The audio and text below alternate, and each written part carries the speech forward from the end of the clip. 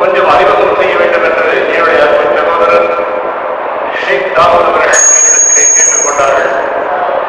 அப்பொழுது நான் ஏதோ வழக்கமாக சொல்வது மாதிரி சில செய்திகள் இருக்கும், எளிதாக சொல்லிவிட்டு அமர்ந்துவிடலாம் என்று நான் நினைத்து அவருடைய பயிற்சிகளை எல்லாம் பார்க்கிற பொழுது 37 வயது கிடையாது. இவ்வளவு பெரிய ஆராய்ச்சிகளையும் இவருடைய தத்துவங்களையும் படித்து எழுதி மக்களுக்கு பயன்படக்கூடிய அளவிலே இவ்வளவு தூரம் ஈடுபட்டிருப்பார்கள் என்று பார்க்கிற பொழுது கல்லூரிகளிலே 36 ஆண்டு நாள் பணியாற்றி ஓய்வு பெற்றுவிட்ட என்னை போன்ற சகோதரர்கள் அப்துல் காதரை போன்றவர்களெல்லாம் உண்மையில் பொறாமையாக பெருமிதத்தால் மகிழ்ச்சி அடைகிறோம். காரணம், இவ்வளவு இளம் வயதிலே இவ்வளவு பெரிய ஆராய்ச்சிகளை எல்லாம் செய்ய முடியுமா? இவருக்கு படிப்பை தவிர ஆய்வை தவிர எந்த வேலைகளும் இருந்திருந்தால் இவ்வளவு பட்டங்களையும் இவ்வளவு ஆய்வுகளையும் இவர் செய்திருக்க முடியாது. 1984 ஆண்டிலே பிறந்தவர். அவருடைய தந்தையார் எம்.வி.ராம் மணியன் அவர்கள் தற்போது அவருடைய வசிப்பிடம் சென்னை. எழுதிய நூல்களை பார்த்தால் நமக்கெல்லாம் ஒரு திசை எழுதுவது என்பது அல்லது வேறு ஏதாவது கட்டுரை கவிதை எழுது என்பது ஒரு மிகப்பெரிய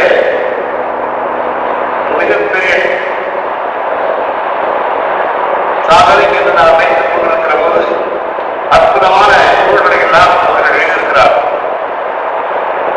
Indian constitution and Indian Muslims என்ற ஒரு நூல், the nutrition Islamic home science, woman psychology Islamic home science, Islamic happy marriage life, Islamic life style for college students, history of Islamic encyclopedia, இந்த தலைப்புகளிலே இன்னும் சிலவும் சேர்த்து 11 மிகச்சிறந்த ஆராய்ச்சி நூல்களை எழுதி வெளியிட்டிருக்கிறார் நம்முடைய சகோதரர் டாக்டர் கலீல் அஹ்மத் அவர்கள். வடிகளிலே பேசிக்கொண்டு இருக்கிறார். சாதாரணமான விஷயம். ஆய்வுகளை செய்து அதை நூல் வடிவிலே கொண்டு வருவது என்பது ஒரு மிகப்பெரிய டாஸ்க். அதிலே வெற்றி பெற்றிருக்கிறார் டாக்டர் கலீல் அஹ்மத் அவர்கள். அதாவது 2 விதமான கருத்துகள் ஒன்று சேர்கிற போது அறிவுடைய வளர்ச்சிக்கு தானாக வந்து செய்வதெல்லாம் கூட்டிக் கொண்டு இருக்கிறது. அதற்கு காரணம் ஒரு உலக கல்வியை மாத்திரம் வைத்தவர் அல்ல. பிஏ முடித்து எம்ஏ ஆங்கிலமும் அரபியும் படித்துவிட்டு அதிலே டாக்டர் பட்டமும் வாங்கியிருக்கக்கூடிய டாக்டர் கலீல் அஹ்மத் அவர்கள் ஹாஃபிஸ், வாசில், ஆலிம், அப்சல் என்ற விடமா இத்தனை பட்டங்களையும் அரபித்துறையிலே பெற்று மிகச்சிறந்த சிறப்புகளை எல்லாம் அவர் பெற்று விடுகிறார். அந்த மாதிரி அவர் பெற்றிருக்கின்ற பட்டங்களோடு ஏதோ பட்டங்கள் பெற்றோம் வீட்டிலே போட்டு ஏதாவது ஒரு பணியை ஏற்று நாம் ஏதாவது செய்து கொண்டிருக்கலாம் என்று இருக்காமல் நான் கற்ற கல்வியை அறிவுபூர்வமாக மக்களுக்கு பயன்படக்கூடிய வகையிலே எப்படி செய்யலாம் என்பதை பற்றி அவர்கள் மிக அருமையாக யோசித்திருக்கிறார். மிக அருமையான 3 டாபிக்களிலே அவர் ரிசர்ச் செய்திருக்கிறார். அந்த ரிசர்ச் மக்தப் அண்ட் மதரசா contribution in empowerment of Muslim world. இப்படி மக்தபுகள் நடக்கக்கூடிய விஷயத்திலே மதரசாக்கள் நிறுத்திய ஒரு பெரிய ஆய்வினை செய்து இவர்கள் எப்படி இருந்தால் இன்னும் வெற்றிகரமாக அமைய முடியும் என்பதை பற்றிய ஆராய்ச்சி ஒரு மிக முக்கியமான ஆராய்ச்சி. அடுத்த போல இந்தியன் கான்ஸ்டிடியூஷன் என்பது போல இஸ்லாமிக் கான்ஸ்டிடியூஷன் என்ற தலைப்பிலும் ஒரு மிகச்சிறந்த ஆய்வினை செய்து முடித்திருக்கிறார். 2வது ஆய்வு தலைப்பு The next 10 years to the Muslim Ummah, Malaysia யூனிவர்சிட்டியிலே மலேசிய பல்கலைக்கழகத்திலே எதிர்வருகிற 10 ஆண்டுகளிலே முஸ்லிம்கள் என்ன செய்ய வேண்டும் என்பதை பற்றிய ஒரு ஆய்வு. இன்ஷா அல்லாஹ் இவருடைய விஷன் அண்ட் மிஷன் இதை பார்க்கிற பொழுது இந்த முறையிலே இவருடைய ஆராய்ச்சி இப்பொழுது 21 ஆகிவிட்டது. 30 வரையிலே இந்த ஆராய்ச்சியை அவர் தொடர்ந்து செய்து முஸ்லிம் சமுதாயத்துக்காக இவர் தன்னுடைய ஆய்வுகளை கண்டுபிடித்து இஸ்லாமிய உலகிற்கு அளிப்பார்கள்.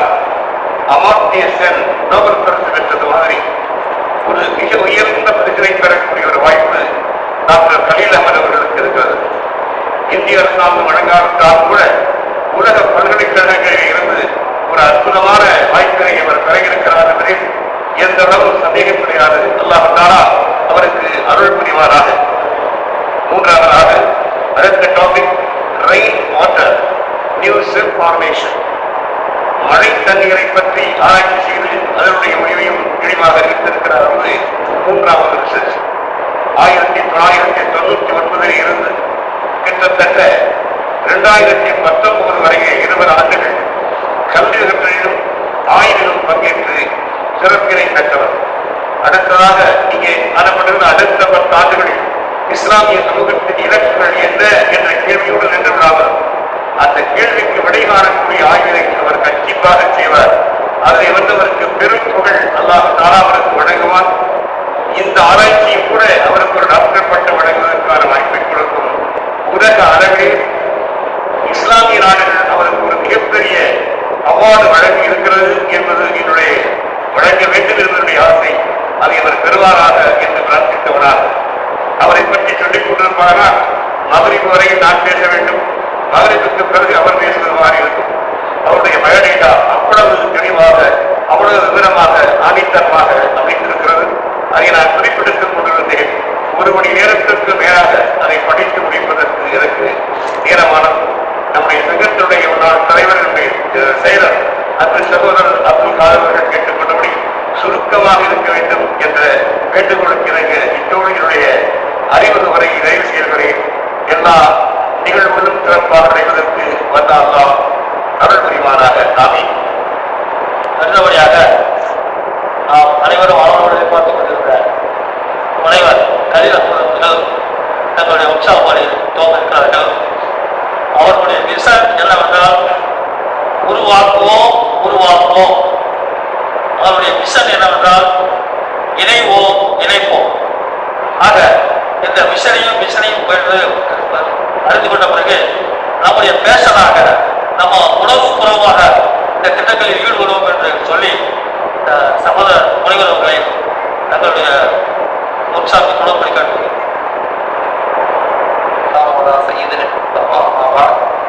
فقد قال الله تعالى في القرآن العظيم أعوذ بالله من الشيطان الرجيم بسم الله الرحمن الرحيم إن الله لا يغير ما بقوم حتى يغيروا ما بأنفسهم صدق الله العظيم وقال رسول الله صلى الله عليه وسلم إنما الأعمال بالنيات وإنما لكل امرئ ما نوى.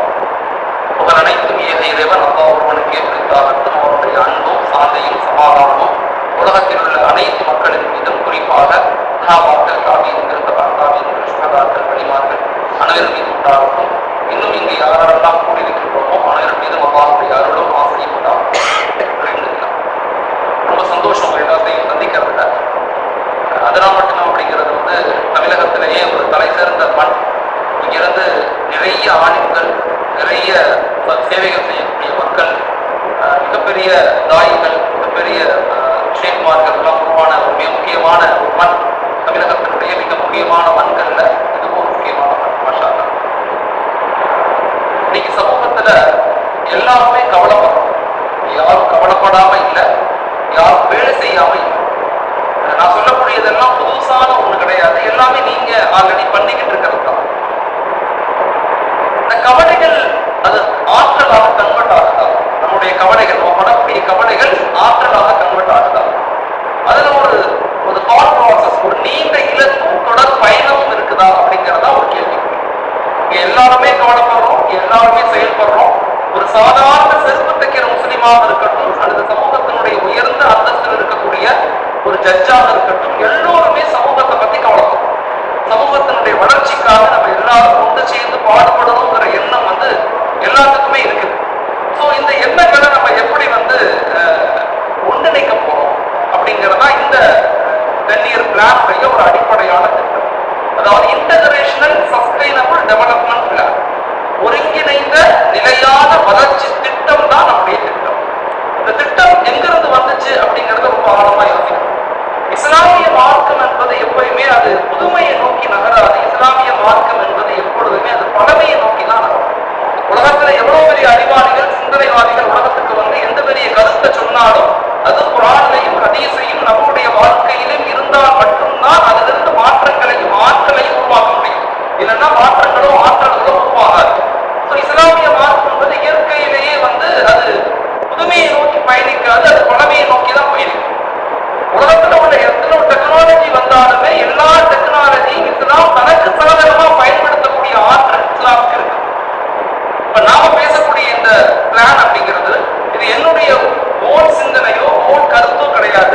நபிகள் நாயகம் ஸல்லல்லாஹு அலைஹி வஸல்லம் அவர்கள் கிபி 622 இருந்து கிபி 632 இந்த 10 வருஷத்துல எவ்வளவு பெரிய எழுச்சி மிக்க சமூகத்தை உருவாக்குறாங்க. இஸ்லாமிய சமூகம் என்பது ஏதோ நேற்று உருவான ஒரு மார்க்கம் அல்ல. இந்த உலகத்தை 1318 ஆண்டுகள் அறிவால், சிந்தனையால், ஆற்றலால், கண்டுபிடிப்புகளால், பொருளாதாரத்தால், அரசியல் மாற்றங்களால் உலகத்தில் எத்தனை துறைகள் இருக்கிறதோ எல்லா துறைகளிலும் நின்று இருந்து சாதித்து உருவாக்கிய ஒரு மிகப்பெரிய மார்க்கத்தினுடைய வாரிசுகள் நம்ம எல்லாருமே. ஆனா கடந்த 124 வருஷங்களாக இஸ்லாமிய சமூகம் உலகத்துல mentally, physically, socially, economically, educationally, politically எல்லா நிலைகளிலும் ஏன் பின்தங்கி இருக்கிறோம்? பின்தங்கி இருப்பதனுடைய காரணம் என்ன? எந்த ஒரு சமூகம் தன்னுடைய தோல்விக்கான காரணத்தை தன்னிடத்திலிருந்து தேடாமல் மற்றவர்களை குறை சொல்லுகிறதோ அந்த சமூகம் எழுச்சி பெற்றதாக வரலாறு கிடையாது. நம்ம ஏன் பின்தங்கி போனோம்? நம்ம வீழ்ச்சி அடையல. நம்ம ஏன் பின்தங்கி போனோம்? இன்னைக்கு உலகத்துல 210 நாடுகள் இருக்கு. கிட்டத்தட்ட உலகத்துல 810 கோடி மக்கள் உலகத்துல வாழ்றாங்கன்னு சொல்றாங்க. 190 கோடி முஸ்லிம்கள் வாழ்றோம். இவ்வளவு இருந்தும், இத்தனை நாடுகள் இருந்தும் நம்ம நாடு ஒரு எழுச்சி பெற்ற சமுதாயமாக ஏன் உருவாக முடியலங்கிற கேள்வி உருவாகுவதோடு அதுக்குண்டான பதிலையும் நம்ம கண்டுபிடிக்க முயற்சிக்கணும். எப்பவுமே இஸ்லாமிய மார்க்கம் என்பது பிரச்சனைகளை மட்டும் பேசாது, அது தீர்வுகளை தான் அடிக்கடி பேசிக்கிட்டே இருக்கும். அந்த தீர்வுகளை தான் இப்ப நம்ம பேச போறோம். அந்த 10 வருஷத்துல நபி என்ன செஞ்சாங்க அப்படிங்கறதுதான் நான் உங்களுக்கு இப்ப எக்ஸ்பிளைன் பண்றோம். மாஷா அல்லாஹ், இது புதிய ஒரு முறை அல்ல. இது நபி எங்களுக்கு சொல்லி கொடுத்ததுதான் நம்ம திரும்ப சொல்ல போறோமே தவிர இது என்னுடைய தனிப்பட்ட சிந்தனையோ ஓடி கற்பனையோ கிடையாதுங்கிறத ரொம்ப ஆழமா விளங்கிக்கணும். மாஷா அல்லாஹ், இந்த முதல் முறையில பள்ளப்பட்டியில தான் இம்ப்ளிமெண்ட் பண்ணோம். ஃபர்ஸ்ட் 2 வருஷத்துக்கு முன்னாடி இந்த சேம் பிளான இதே மாதிரி ஒரு கூட்டம் நடத்துனாங்க. பள்ளப்பட்டியில இம்ப்ளிமெண்ட் பண்ணி மாஷா அல்லாஹ் இன்னைக்கு கிட்டத்தட்ட பள்ளப்பட்டியினுடைய எல்லா எக்கனாமிக் பர்சனும், எல்லா வியாபாரிகளும் ஒன்றிணைஞ்சு தன்னுடைய ஊருடைய வளர்ச்சிக்காக திட்டமிட்டு செயல்படுறாங்க. பள்ளப்பட்டி மாதிரியே சேலம், ஈரோடு, திண்டுக்கல், மதுரை, கோயம்புத்தூர், பொள்ளாச்சி எல்லா ஊர்களையுமே அடுத்த 10 வருஷத்துல நம்ம ஊர்களை எப்படி பாதுகாக்க போறோம், நம்முடைய மண், நம்முடைய மக்கள், நம்முடைய ஜெனரேஷன், நம்முடைய வருங்கால சந்ததிகளை எப்படி உருவாக்க போறோம் அப்படிங்கிற நீண்ட இலக்கோடு பயணிப்பதுதான் இந்த பாலிசி, இந்த ஸ்ட்ராட்டஜிக்கல் பிளான் அப்படிங்கறத நம்ம விளங்கிக்கணும். மாஷா இது வந்து இன்டகிரேட்டட் சஸ்டைனபிள் டெவலப்மெண்ட் பிளான் அப்படிங்கிறது நம்முடைய பிளான். இது ஒரு 10 இயர் பிளான், ஒரு 10 வருஷத்தினுடைய திட்டம். மாஷா அல்லாஹ், இதை மலேசியன் யூனிவர்சிட்டியில் அப்ளை பண்ணி மலேசியன் கவர்மெண்ட் மாஷா அல்லாஹ் அழைப்பு கொடுத்திருக்கிறாங்க. கூடிய சீக்கிரம் அங்க போய் அங்க அவங்க வந்து 2070 வரைக்கும் முன்னாடி இஸ்லாமிய சமூகத்தினுடைய வளர்ச்சி எப்படி இருக்கணும், அதாவது ஹிஜ்ரியினுடைய 16ஆம் நூற்றாண்டு உலகத்துல எப்படி இருக்கணுங்கிற ஒரு மிகப்பெரிய ஆய்வு மலேசியா யூனிவர்சிட்டி பண்ணி அந்த உலகத்தினுடைய எல்லா நாடுகளுக்கும் அனுப்புறதுக்கு முயற்சி பண்றாங்க. இந்த பிரசன்டேஷன், இந்த டாக்குமெண்டேஷனை பார்த்துட்டு அவங்க அழைப்பு கொடுத்திருக்கிறாங்க. நம்முடைய பிளான் வந்து 3 வகையா இருக்கு. ஒன்று வந்து கரண்ட் இஷ்யூஸ், நம்முடைய ஷார்ட் டேர்ம் பிளான், நம்முடைய மிட் டேர்ம் பிளான், நம்முடைய லாங் டேர்ம் பிளான் அப்படிங்கிற 3 பிளான் இருக்கும். இப்போ நம்ம பார்க்க போறது லாங் டேர்ம் பிளான். அடுத்த 10 வருஷத்துல நம்ம என்ன செய்ய போறோங்கிறத பார்க்க போறோம். இந்த பிளானிங் அடிப்படையில எப்படி சொல்றாங்க அப்படின்னா, உலகத்துல 2 விதமான ஒன்று இருக்குது ரியாக்ஷன், இன்னொன்று இருக்குது ப்ரோஆக்ஷன். ரியாக்ஷன் அப்படின்னா எதிர்வினை ஆற்றுதல், ப்ரோஆக்ஷன்னா மறுவினை ஆற்றக்கூடிய மக்கள். இப்ப நம்ம ரியாக்ஷன் செய்யக்கூடிய மக்களாக இருக்கிறோமா இல்லது வந்து ப்ரோஆக்ஷன் மறுவினை ஆற்றக்கூடிய மக்களாக இருக்கிறோமாங்கிற ஒரு மிக முக்கியமான கேள்வி. What is difference between reaction and ப்ரோஆக்ஷன்? ரெண்டுக்கு மத்தியில உள்ள வித்தியாசம் என்னங்கிறத விளக்கிக்கணும். இன்னைக்கு நமக்கு நம்முடைய மனநிலை எப்படி இருக்குன்னு சொன்னா, சமூகத்துல ஏதாவது ஒரு பிரச்சனை வரும், அந்த பிரச்சனை வந்தா அந்த பிரச்சனையை எதிர்ப்போம், எதிர்க்கிறதுக்காக உடல் கொடுப்போம், போராட்டம் பண்ணுவோம், கொஞ்ச நேரம் பேசுவோம், வேற ஒரு பிரச்சனை வந்தோடனே இதை மறந்துட்டு அடுத்து போயிடும்.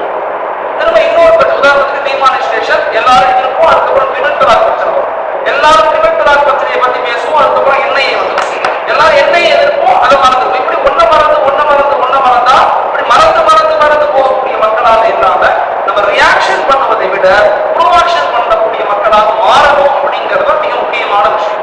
இதுக்கு உதாரணம் எங்க இருக்குன்னா, நபியினுடைய காலத்துல நபியுடைய வஃபாத்துக்கு பிறகு ஹஜ்ரத் அபூபக்கர் ரலியல்லாஹு அன்ஹு ஆட்சிக்கு வந்தாங்க.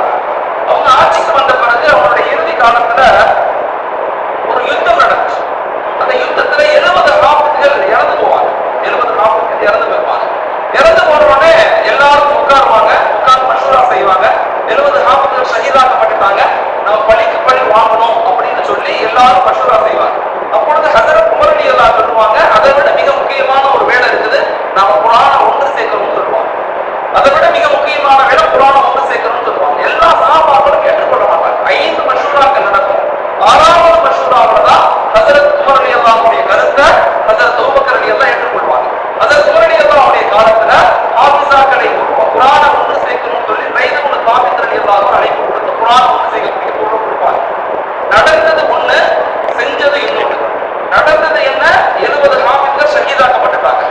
உடனே செய்ய வேண்டிய வேலை படையெடுத்து அதை சரி செய்யணும், அந்த எதிரிகளை தாக்கணுங்கிறது எல்லாரும் சொல்றாங்க.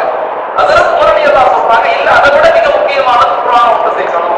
இது மாதிரி ஹாஃபிஸ்கள்லாம் இறந்து போயிட்டாங்கன்னா, குர்ஆனை ஒன்று சேர்க்க முடியாம போயிருச்சுன்னா நம்மளுடைய நிலைமைகள் பின்னாடி என்ன ஆகணும், அது பேர் தான் ப்ரொவாக்ஷன். இந்த சொன்னதனுடைய விளைவாக ஹஜ்ரத் உமர் ரலியல்லாஹுடைய காலத்துல 10 வருஷத்துல 70 ஹாஃபிஸ்கள் இறந்ததுக்கு பதிலாக 7 லட்சம் ஹாஃபிஸ்கள் உருவாக்கலாம். இதுக்கு பேர் தான் ப்ரொவாக்ஷன். இப்ப நாம எதிர்த்துக்கிட்டே இருக்கிறதுங்கிறது ஒரு முறை, எதிர்க்க வேணாம்னு சொல்றது அது ஒரு முறை. இன்னொரு முறை இருக்குது, எதிர்வினை ஆற்றுவதை விட மறுவினை ஆற்றக்கூடிய மக்களாக மாறணும், நம்ம எதிர்கொள்ளக்கூடிய மக்களாக மாறணும்.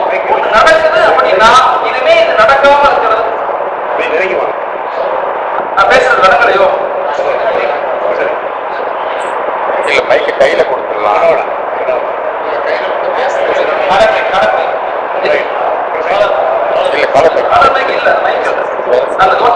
இப்ப கேக்குதா? நம்ம எதிர்வினை ஆற்றுவதை விட மறுவினை ஆற்றணும். இனிமே நம்ம முஸ்லிம் கம்யூனிட்டி வளர்ச்சி, முஸ்லிம்கள் வளர்ச்சின்னு பேசுறதை குறைச்சிக்கிட்டு இனிமே நாட்டு வளர்ச்சி, நாட்டு பாதுகாப்பு, நாட்டு உருவாக்கம்ங்கிற சிந்தனைக்கு நம்ம வரணும். ஏன் அப்படின்னு சொன்னா அலிமியான் சாப் இந்த கருத்தை சொல்றாங்க. 1972 மும்பையில பேசும்போது இந்தியாவுக்காக தன்னுடைய மொழி, தன்னுடைய லைஃப், தன்னுடைய வாழ்க்கை, தன்னுடைய பொருளாதாரம் எல்லாத்தையும் இழந்து இந்தியாவுடைய வளர்ச்சிக்காக பாடுபட்ட மக்கள் இஸ்லாமிய மக்கள். ஆனா இன்னைக்கு எல்லா நிலையிலும் பின்தங்கி போறாங்க. இந்த நிலை மாறணும்னா நம்முடைய வருங்கால சந்ததிகளை உருவாக்கணும், ஒரு நீண்ட இலக்குகளை உருவாக்குங்க, ஒரு திட்டமிட்ட பயணம் வேணும்னு சொல்லி 1970 சொன்னாங்க. இந்த மத்தியில் ஆட்சி செய்யக்கூடிய இந்த அரசுக்கு ஒரு சீட்டு கூட கிடையாது அப்போதைக்கு. அவங்க சொன்னாங்க, இந்தியாவுக்காக தியாகமே செய்யாத மக்கள் எல்லாம் நாட்டை பிடிக்க ஆசைப்படுறாங்க, தியாகம் செய்த நாமெல்லாம் நடுக்கூடுகள்ல உட்கார்ந்து இருக்கிறோம், ரொம்ப நம்ம கேர்ஃபுல்லா திட்டமிட்டு வேலை செய்யக்கூடிய மக்களாக இருக்கணும். 1972 பேசுறாங்க. சோ இன்னைக்கு மிக முக்கியமான ஒரு விஷயம் என்னன்னா, இந்த 10 இயர் பிளானுக்காக வேண்டி இந்தியா முழுக்க ஒரு 22 ஸ்டேட்டுக்கு பயணிச்சோம். எல்லா ஸ்டேட்லையும் பார்ப்போம், அங்க உள்ள மக்களுடைய நிலை, கல்வி நிலை எல்லாத்தையும் பார்ப்போம். ஒரு ஆச்சரியம் என்னன்னா, சவுத் இந்தியா மாதிரி ஒரு வலுவான பகுதி எங்கேயுமே இல்லை. இங்க உள்ள கல்வி, இங்க உள்ள இணக்கம், இங்க உள்ள மாற்றம், இங்க உள்ள குடமாற்றம், பொதுமக்களும் இணைந்து செயல்படுதல், இங்க எல்லாமே இங்க ரொம்ப ஸ்ட்ராங்கா இருக்கு. சஜாத் ரஹ்மான் சாப் மிகப்பெரிய ஆடி இந்தியாவோட, அவங்களுடைய ஹான்கார் எல்லாம் தங்கியிருந்தோம். அவங்க புனேல எல்லா முக்கியமான நபர்கள்லாம் அழைப்பு கொடுத்து பேசிக்கிட்டு இருந்தோம். அப்ப சஜாத் ரஹ்மான் சாப் கையை குடிச்சிட்டு சொன்னாங்க, இனிமே சவுத் இந்தியா தான் நாட்டுக்கு வழிகாட்டணும், எங்களால ஒரு ஆர்மிகளாக இருக்க முடியல அப்படிங்கறத வெளிப்படையாக சொன்னாங்க. இப்ப இன்னைக்கு என்னன்னா, இதுக்கு பெருமையில ஒண்ணுமே கிடையாது. இதுல அடிப்படை நோக்கம் என்னன்னா, நம்முடைய முன்னோர்கள் செய்த தியாகங்களை அப்படியே கையில கொண்டு வந்து ஒரு நீண்ட இலக்கை உருவாக்கி திட்டத்தின் அடிப்படையில இஸ்லாமிய ஊர்கள், உதாரணமா துண்டியா இருக்கட்டும், அதராபட்டினம், பள்ளப்பட்டி, இது போன்ற இஸ்லாமிய ஊர்கள்ல ஒரு இலக்குகளை உருவாக்கி அடுத்த குழந்தைகளை, பெண்களை, வாலிபர்களை எப்படி திட்டமிட்டு உருவாக்கணும் அப்படிங்கறதனுடைய முழுமையான ஸ்ட்ராட்டஜிக்கல் பிளான் தான் இப்ப நம்ம உங்களுக்கு சொல்றோம். ஷார்ட் டேர்ம்ல முதல்ல நான் சொன்ன மாதிரி தொடர்ந்து நமக்கு இஷ்யூவிங் இந்தியா, பிரச்சனை, ஆஃபிகல் பிரச்சனை, பிரச்சனை, அயோத்தியா பிரச்சனை, சிஏஏ பிரச்சனை, என்பிஆர் பிரச்சனை, அடுத்து கொண்டு வருவாங்க. உமன் என்கரேஜிங் மத்தியில கொண்டு வருவாங்க. நேஷனல் எஜுகேஷன் பாலிசி வந்துருச்சு, நியூ எஜுகேஷன் பாலிசி வந்துருச்சு, யூனிஃபார்ம் ஸ்கூல் கோட், இது மாதிரி தொடர்ந்து நமக்கு வந்துகிட்டே தான் இருக்கும், பிரச்சனைகள் வந்துகிட்டே தான் இருக்கும். இதை நம்ம எப்படி எதிர்கொள்ள போறோம்? ஒண்ணு இருக்குது எதிர்ப்பது, இன்னொன்று இருக்குது எதிர்கொள்ளுது. மிக முக்கியமான விஷயம், எதிர்ப்பதை விட எதிர்கொள்ளக்கூடிய மக்களாக மாறும். உதாரணத்துக்கு ஒரே ஒரு விஷயம் சொல்றேன். இப்ப நியூ எஜுகேஷன் பாலிசி வந்து மிக ஒரு முக்கியமான இந்தியாவோட எஜுகேஷன் பாலிசியில கொண்டு வரப்பட்ட திட்டம். அது நீங்க எல்லாரும் படிச்சிருப்பீங்க, நிறைய ப்ரொபோசல்ஸ், பிரின்சிபல்ஸ் எல்லாம் இருக்கிறீங்க, நிச்சயமா படிச்சிருப்பீங்க. அதை முழுமையா ஆய்வு செஞ்சு புத்தகங்களை வெளியிட்டு தமிழக முழுக்க உள்ள எல்லா பள்ளிக்கூடங்களுக்கும் நம்ம போய் பேசுறோம். அதுல என்ன சொல்லப்படுதுன்னா, வெளியிருந்து பார்க்கும்போது அற்புதமான பாலிசி மேக்கிங் அது இருக்கும். ஆனா உள்ள 3 விஷயங்கள் அதுக்குள்ள இருக்கு. ஒண்ணு கலாச்சார மாற்றம், இன்னொன்று வரலாற்று மாற்றம், இன்னொன்று வருங்கால சந்ததிகளுடைய சிந்தனைகளை மாற்றி அமைத்தல். இது 3மே அதுக்குள்ள ஆழமாக கொடுக்கப்பட்டிருக்கு. இப்ப நம்ம அதை எதிர்ப்பது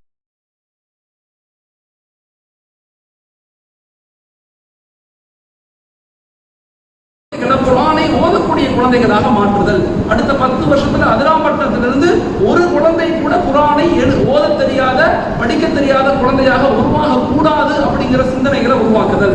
இரண்டாவது, நம்முடைய வரலாறுகளை நம்முடைய குழந்தைகளுக்கு தனிப்பட்ட முறையில் பாடங்களாக நடத்துதல். மூன்றாவது, நம்முடைய கலாச்சாரங்களை, நம்முடைய அடையாளங்களை ஆழமாக சொல்லிக் கொடுத்தல். மிக முக்கியமான விஷயம். நியூ எஜுகேஷன் பாலிசி கொண்டு வந்தது ஒரு சிஸ்டம்.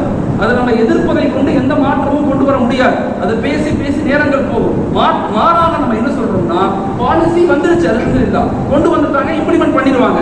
இப்ப நாம என்ன செய்யணும்? நம்முடைய இளைஞர்களை, நம்முடைய குழந்தைகளை, நம்முடைய வாலிபர்களை, நம்முடைய வரலாறுகளை, நம்முடைய முன்னோர்களுடைய செயல்பாடுகளை எப்படி கற்பிக்க போறோம்? அதை எதிர்ப்பதை கொண்டு ஒரு மாற்றத்தை ஏற்படுத்த முடியாது. ஆனா அதை எப்படி எதிர்கொள்ளணும், அதற்கு நிகராக ஒரு சிஸ்டத்தை எப்படி ஃபார்ம் பண்ண போறோம்? உலகத்துல நெகட்டிவ் தாட்ஸ் அதிகரிச்சு கொண்டே இருக்கும். அதை பேசுவதை விட்டுவிட்டு பாசிட்டிவ் தாட்ஸை நம்ம அதிகரிச்சிட்டோம்னா நெகட்டிவ் தானாக கீழே போகுங்கிறதுல மாற்றுக்கிறது கிடையாது. மிக ஆழமான ஒரு கருத்து. ஹக் அப்படிங்கிறது மிகவும் வலுவாய்ப்பு, மிகவும் நீங்க விழிப்புணர்வை கொடுக்குறீங்க மக்களுக்கு மத்தியில. நீங்க எழுச்சி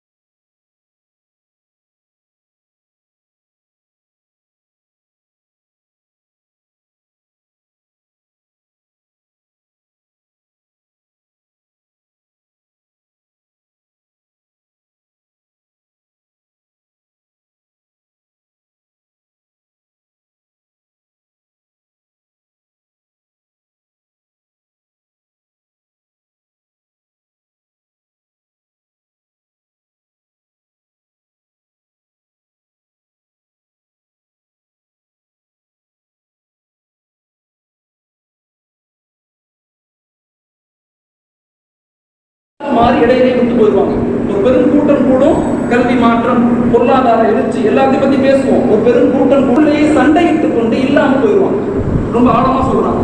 அடிப்படையான ஒரு விஷயம் என்னன்னா, மக்களுக்கு முதல்ல செய்ய வேண்டியது நபி மக்களை, சஹாபாக்களை அல்லாஹ்வோடு இணைச்சாங்க. இதான் முதல் பணி. இந்த பணியை தான் ரசூலுல்லாஹி மதீனாவுக்கு வந்தோடனே செய்த முதல் பணி. இரண்டாவது சமூக கட்டமைப்பு. மதீனாவுடைய கான்ஸ்டிடியூஷன் அப்படின்னு ஒரு கான்ஸ்டிடியூஷன் இருக்கு.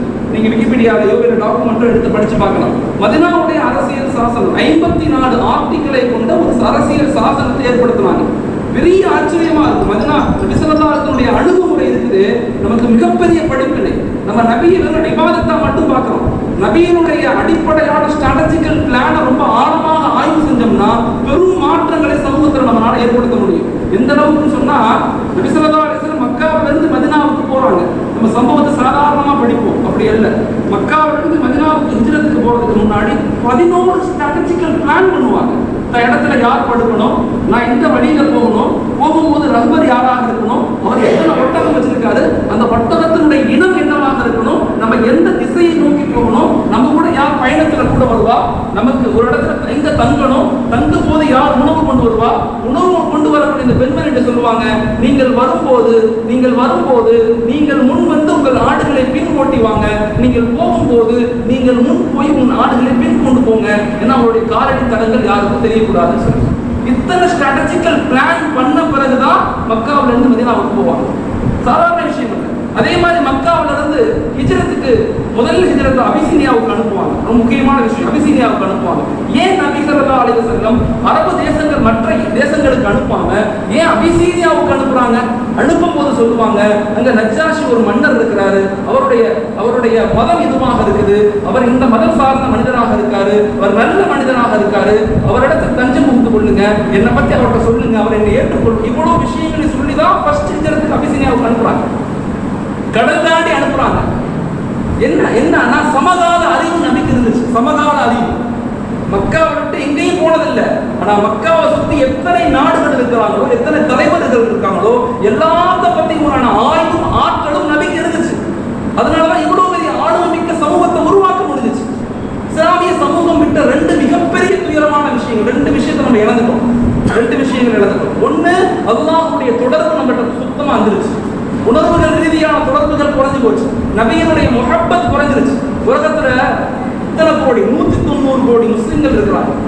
குர்ஆனை ஓத தெரிந்தவங்க 100க்கு வெறும் 3% கூட குர்ஆன் ஓத தெரியாது.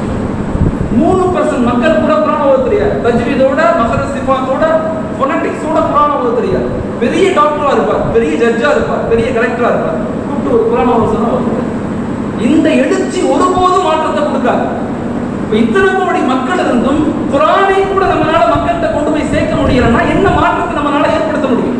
ஜார்ஜ் பெசான் அப்படிங்கிற ஒரு எழுத்தாளர் இந்த ஸ்பானிஷ் முஸ்லிம்ங்கிற புத்தகம் எழுதியிருக்கிறார். இந்த ஸ்பானிஷ் முஸ்லிம் அவர் சொல்றாரு, ஒரு சமூகம் வீழ்ச்சியை நோக்கி போகுது அப்படிங்கறத நீங்க பார்க்கணுமா, ஒரு சமூகம் மிகப்பெரிய வீழ்ச்சியை நோக்கி போகுதுங்கிறத பார்க்கணுமா, 3 விஷயங்களை பாருங்கிறார். ஒன்று, எந்த சமூகம் தனக்கு கொடுக்கப்பட்ட வேத மொழியை மட்டும் தூரமாகுதோ அந்த சமூகம் வீழ்ச்சியை நோக்கி நகரும். இரண்டாவது, எந்த சமூகம் தன்னுடைய கலாச்சாரத்தை பின்பற்றுவதற்கு வெட்கப்படுறாங்களோ அந்த சமூகம் வீழ்ச்சியை நோக்கி நகரும். எந்த சமூகம் தன்னுடைய அடையாளங்களை இட்டுக் கொள்வது, தொப்பி வைக்கிறதுக்கு, தாடி வைக்கிறதுக்கு, முழுமையான ட்ரெஸ் போடுறதுக்கு எந்த சமூகம் இடுவதற்கு வெட்கப்படுதோ அந்த சமூகம் வீழ்ச்சியை நோக்கி நகருன்னு சொல்றாங்க. ஸ்பெயினுடைய வீழ்ச்சியில் இது ரொம்ப ஆழமாக சொல்றாங்க. ஸோ மக்களை நம்ம செய்ய வேண்டிய முதல் பணி, மக்களை அல்லாஹ்வோடு ரசூலோடு இணைக்கணும். இரண்டாவது, சமூக கட்டமைப்பை ஏற்படுத்தணும். நபி ஸல்லல்லாஹு அலைஹி வஸல்லம் மதீனாவுக்கு போகும்போது மதீனாவை சுற்றி உள்ள 70 கிலோமீட்டர்ல யாரெல்லாம் எந்தெந்த கிளையார்கள் இருந்தாங்களோ, எந்தெந்த கூட்டத்தார்கள் இருந்தாங்களோ எல்லோருடைய உடன்படிக்கை செய்து கொண்டாங்க. இது சாதாரண விஷயம் இல்லை. எல்லாத்தையும் சந்திப்பாங்க, பேசுவாங்க, நாங்க உங்களுக்கு சப்போர்ட் பண்றோம், நீங்க எங்களுக்கு சப்போர்ட் பண்ணுங்க. இப்படி ஒரு கட்டமைப்பை மதீனாவுடைய 70 கிலோமீட்டர் சுற்றுலா எல்லா இடத்துல உடன்படிக்கை செய்திருந்தாங்க. அதனாலதான் மக்கா வாசிகள் நபியை பார்த்து பயந்தாங்க.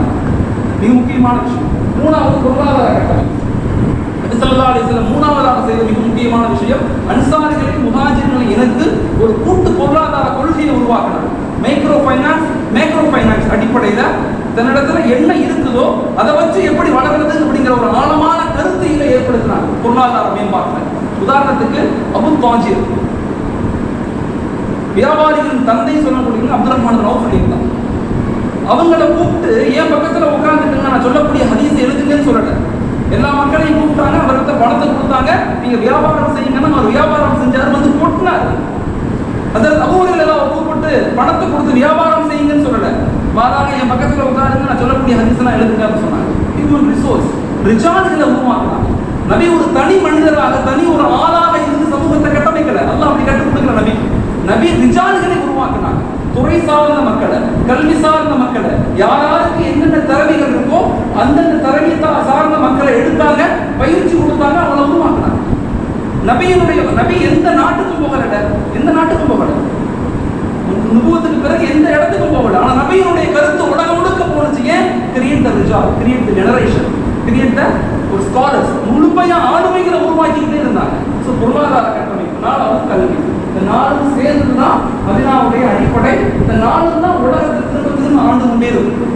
இந்த நாலும் தான் அடிப்படையான விஷயம். இந்த நான்கிலையும் நபி எப்படி மதீனாவோட ஒரு திட்டத்தை உருவாக்குனாங்களோ அதை தான் இப்ப நம்ம செய்ய போறோம். முதல்ல சொன்னல ஆன்மீக மேம்பாடு, வெறும் திட்டம் மட்டும் இல்ல, திட்டத்தை உருவாக்கக்கூடிய சகாபாக்கள் இருந்தாங்க, குர்ஆன் மகிழ்ந்தக்கூடிய சகாபாக்கள் இருந்தாங்க. நபி இருக்கும் போதே 13 ஹாஃபிஸ்கள் இருந்தாங்க. குர்ஆனை கற்றுக்கக்கூடிய முஅல்லிம்கள் இருந்தாங்க, ஆய்வாளர்கள் இருந்தாங்க. இத்தனை சகாபாக்கள் நபி இருக்கும் போதே இருந்தாங்க. அதே மாதிரி அரசியல் மேம்பாடு, சமூக மேம்பாடு, போர் தளபதிகளை உருவாக்கியிருந்தாங்க. அரசியல் ஆலோசகர்கள் எல்லா யுத்தங்கள்லையும் எப்படி செயல்படணும், என்ன பேசணும், யாரை முன் அனுப்பணும், யாரை பின் அனுப்பணும், முழுமையான திட்டங்கள் இருக்கு. நீதிபதிகள் இருந்தாங்க, தகவல் தூதுவர்கள் இருந்தாங்க, டிப்ளமேட்டிக் ஆபீசர்ஸ் இருந்தாங்க. நபியுடைய காலத்தில் டிப்ளமேட்டிக் ஆபீசர்ஸ் ஒரு நாட்டினுடைய அடிப்படை தன்மைகள், அவருடைய எல்லா நிலைகளையும் ரசூலுக்கு சொல்லிக்கொண்டே இருப்பாங்க. சாதாரண விஷயம் அல்ல நபி செஞ்சுட்டு போனது. உலகத்துல வெறும் 23 வருஷங்கள்ல 1318 ஆண்டுகள் இந்த உலகத்தை ஆளக்கூடிய ஒரு சமூகத்தை உருவாக்கிட்டு போனாங்கன்னா சாதாரண விஷயம். நபி அந்த கண்ணோட்டத்தை நம்ம பார்க்கல, ஒரு ஆய்வு நிலையில பார்க்கறது. முதல்ல சொன்னேன், 2 விஷயங்கள் நம்ம இழந்துட்டோம். ஒண்ணு, அல்லாஹ்வோட நெருக்கம் நமக்கு குறைஞ்சு போச்சு. ரெண்டாவது, ரிசர்ச் அண்ட் டெவலப்மெண்ட், R&D, ஆய்வு மற்றும் மேலாண்மை. இதனுடைய விஷயத்துல நம்ம ரொம்ப பின்தங்கி இருக்கோம். இது ரெண்டையும் திரும்ப எடுக்கும் போதுதான் நம்ம மாற்றங்களை சமூகத்தில் ஏற்படுத்த முடியும். அதே மாதிரிதான் பொருளாதார மேம்பாடு, பொருளாதார வல்லுநர்கள் இருந்தாங்க, விவசாயம் செய்யக்கூடிய சகாபாக்கள் இருந்தாங்க, வியாபாரம் செய்யக்கூடிய சகாபாக்கள் இருந்தாங்க, சேமிப்பு செய்யக்கூடிய, பங்கீடு செய்யக்கூடிய சகாபாக்கள் இருந்தாங்க. எல்லாத்திலையும் சகாபாக்களை நபி ஸல்லல்லாஹு அலைஹி வஸல்லம் உருவாக்கினாங்க. அதே மாதிரி கல்வி மேம்பாடு, மொழி வல்லுநர்கள் இருந்தாங்க. செய்து சாபிகள் கூப்பிட்டு இந்த ஹிப்ரு மொழி இவங்க என்ன சொல்றாங்கன்னு எனக்கு தெரியறது இல்லை, நான் சொல்லக்கூடிய தவறாக யூத மக்கள் மற்ற மக்களுக்கு சொல்லிடுவாங்க, நீங்க ஹிப்ரு மொழியை கத்துக்கணும்னு சொல்லுவாங்க. 20 நாள்ல ஹிப்ரு மொழியை கத்துக்கிட்டு எழுத படிக்க கத்துக்குவாங்க. மொழி வல்லுநர்கள் இருந்தாங்க நபியோட, கவிஞர்கள் இருந்தாங்க, திட்டம் தயாரிக்க சரி, ஒவ்வொரு செயல்பாடுகளையும் சரி, திட்டங்களை வகுத்து வகுத்து நபிக்கு கொடுத்துக்கிட்டே இருந்தாங்க. நபியினுடைய சாம்ராஜ்யம் ரொம்ப அற்புதமான விஷயம். அதை ரொம்ப ரொம்ப ஆழமாக ஆய்வுகள் செய்யும் போதுதான் இன்னைக்கு நம்ம என்ன செய்யணும்னு புரியும். ஒரு சமூகத்தினுடைய வளர்ச்சியில மிக ஆழமாக சொல்லக்கூடிய விஷயம் என்னன்னு சொன்னா, இறந்து போன காலத்தையும் வருங்காலத்தையும் இணைத்தால் மட்டும்தான் நிகழ்காலத்தை நம்மளால கட்டமைக்க முடியும். ஸோ அதன் அடிப்படையில தான் நாம நம்முடைய முன்னோர்கள் செய்த அடிப்படையான வரலாறுகளை விளங்கி வருங்கால சமூகத்தை கட்டமைக்கணும்னா நிகழ்காலத்தில் தியாகம் செய்யக்கூடிய மக்கள் தேவை. நோ சாக்ரிஃபைஸ் நோ வெற்றி. தியாகம் இல்லாமல் ஒருபோதும் ஒரு நிலையிலும் சமூகத்தில் எழுச்சி நம்மளால ஏற்படுத்தவே முடியாது. இப்ப நாம கூடியிருக்கிறது நம்முடைய வளர்ச்சிக்கல்ல, நாட்டினுடைய வளர்ச்சி, நாட்டினுடைய உயர்வு, நாட்டினுடைய மேம்பாட்டுக்கு தான் நம்ம எல்லாம் ஒன்று கூடியிருக்கோம். இனிமே இந்த வார்த்தைகளை தான் எல்லா இடங்கள்லையும் பயன்படுத்தணும். இந்த நாடுங்கிறது நமது நாடு. இந்த நாட்டுக்காக நம்முடைய முன்னோர்கள் எல்லா நிலையிலும் தியாகம் செய்தவர்கள். ஒத்துழைமை இருக்கும். காந்தி 1920 கொண்டு வரும்போது 120 கோடி ரூபாய் கொடுத்து உதவி செய்து இஸ்லாமிய சகோதரர் வ.உ.சி. சிதம்பரனார், கப்பலோட்டிய தமிழர் சொல்றாங்களே, அவருடைய கப்பலை வாங்குவதற்கு 2000க்கும் மேற்பட்ட ஷேரை வாங்கி ஒரு கப்பலை வாங்கி கொடுத்து இஸ்லாமிய சகோதரர். நேதாஜி சுபாஷ் சந்திர போஸ் அவர்கள் நேஷனல் ஆர்மியை உருவாக்கும் போது அதுல 27% மக்கள் இருந்தோம் இஸ்லாமிய சகோதர மக்கள். அதனுடைய படை தளபதியாக இருந்தோம் இஸ்லாமிய மக்கள். நம்ம எல்லாருமே இந்த நாட்டினுடைய வளர்ச்சிக்கு பாடுபட்டவர்கள். ஆனா இப்ப இந்த வரலாறுகள் எங்க போச்சு? நம்முடைய குழந்தைகளுக்கு அந்த வரலாறுகள் தெரியுமா? நம்முடைய இளைஞர்களுக்கு அந்த வரலாறுகள் தெரியுமா? இப்ப இஸ்லாமிய ஊர்கள், உங்களை போன்ற ஊர்கள் இதை திட்டமிட்டு தயவு செய்து உங்களுடைய இளைஞர்களுக்கு சொல்லிக் கொடுங்க. காலம் மிக மோசமான நிலையில் போயிடுச்சு. மிக வித்தியாசமான நிலையில உலகம் போய் கொண்டது. அதில் இந்தியாவுடைய நிலைமை மிகவும் வித்தியாசமான நிலையில போகுது. நான் சமீபத்தில் இந்த கொரோனாவுக்கு முன்னாடி துருக்கி போயிருந்தேன் ஒரு கான்ஃபரன்ஸுக்காக. இந்த கான்ஃபரன்ஸ்ல உலகத்தினுடைய எல்லா அரபு நாடுகளுடைய முக்கியமான தலைவர்களும் கலந்து கொண்டாங்க. அதுல ஒரு அரபு நாட்டுடைய ஆளுநர் பேசும்போது அழுதுகிட்டே பேசினார். நாங்கள் செய்த தவறை நீங்கள் செய்து விடாதீர்கள், இப்படியே சொன்னார். நாங்கள் பண்ண தவறை நீங்க பண்ணிடாதீங்க. இந்தியா உலகத்தினுடைய அறிவு பொக்கிஷம். இந்தியா உலகத்தினுடைய அறிவு பொக்கிஷம்.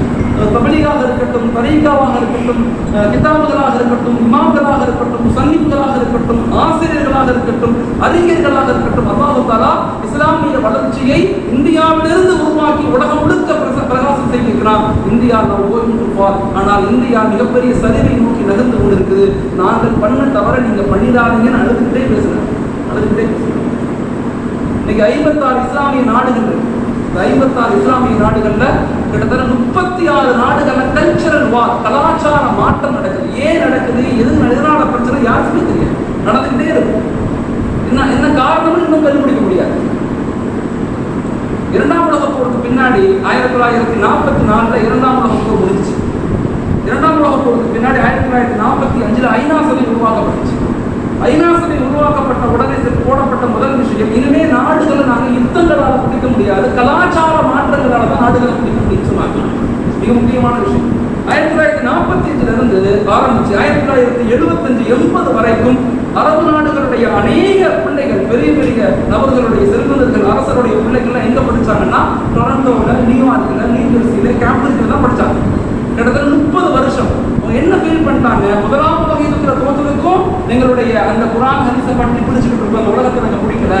இரண்டாம் உலக யுத்தத்திலையும் தோற்றதுக்கு காரணம் இந்த கல்வி, இந்த உலக கல்வி எங்கள்கிட்ட இல்லைங்கிற சிந்தனையில அங்க போய் விழுந்தாங்க. விழுந்ததனுடைய விளைவு இன்னைக்கு எல்லா நாடுகளிலும் பிரச்சனையுடைய உச்சகட்டமாக. இந்தியா ஒரு அற்புதமான பூமி. எப்பயுமே இந்தியாங்கிறது அற்புதமான பூமி. ஸ்பெயின்ல இந்தியா இஸ்லாம் வீழும் போது இந்தியாவில் இஸ்லாம் வீழாம தடுத்தது நம்முடைய முன்னோர்கள் பாதுகாக்கிறாங்க.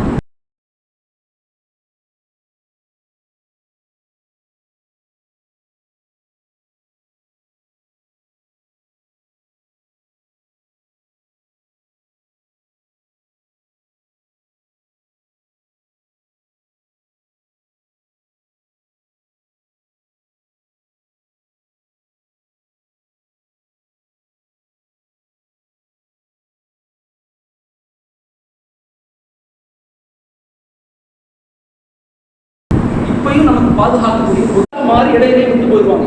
ஒரு பெரும் கூட்டம் கூடும், கல்வி மாற்றம், பொருளாதார எழுச்சி எல்லாத்தையும் பத்தி பேசுவோம். ஒரு பெரும் கூட்டம் உள்ளேயே சண்டையிட்டுக் கொண்டு இல்லாம போயிடுவாங்க. ரொம்ப ஆழமா சொல்றாங்க.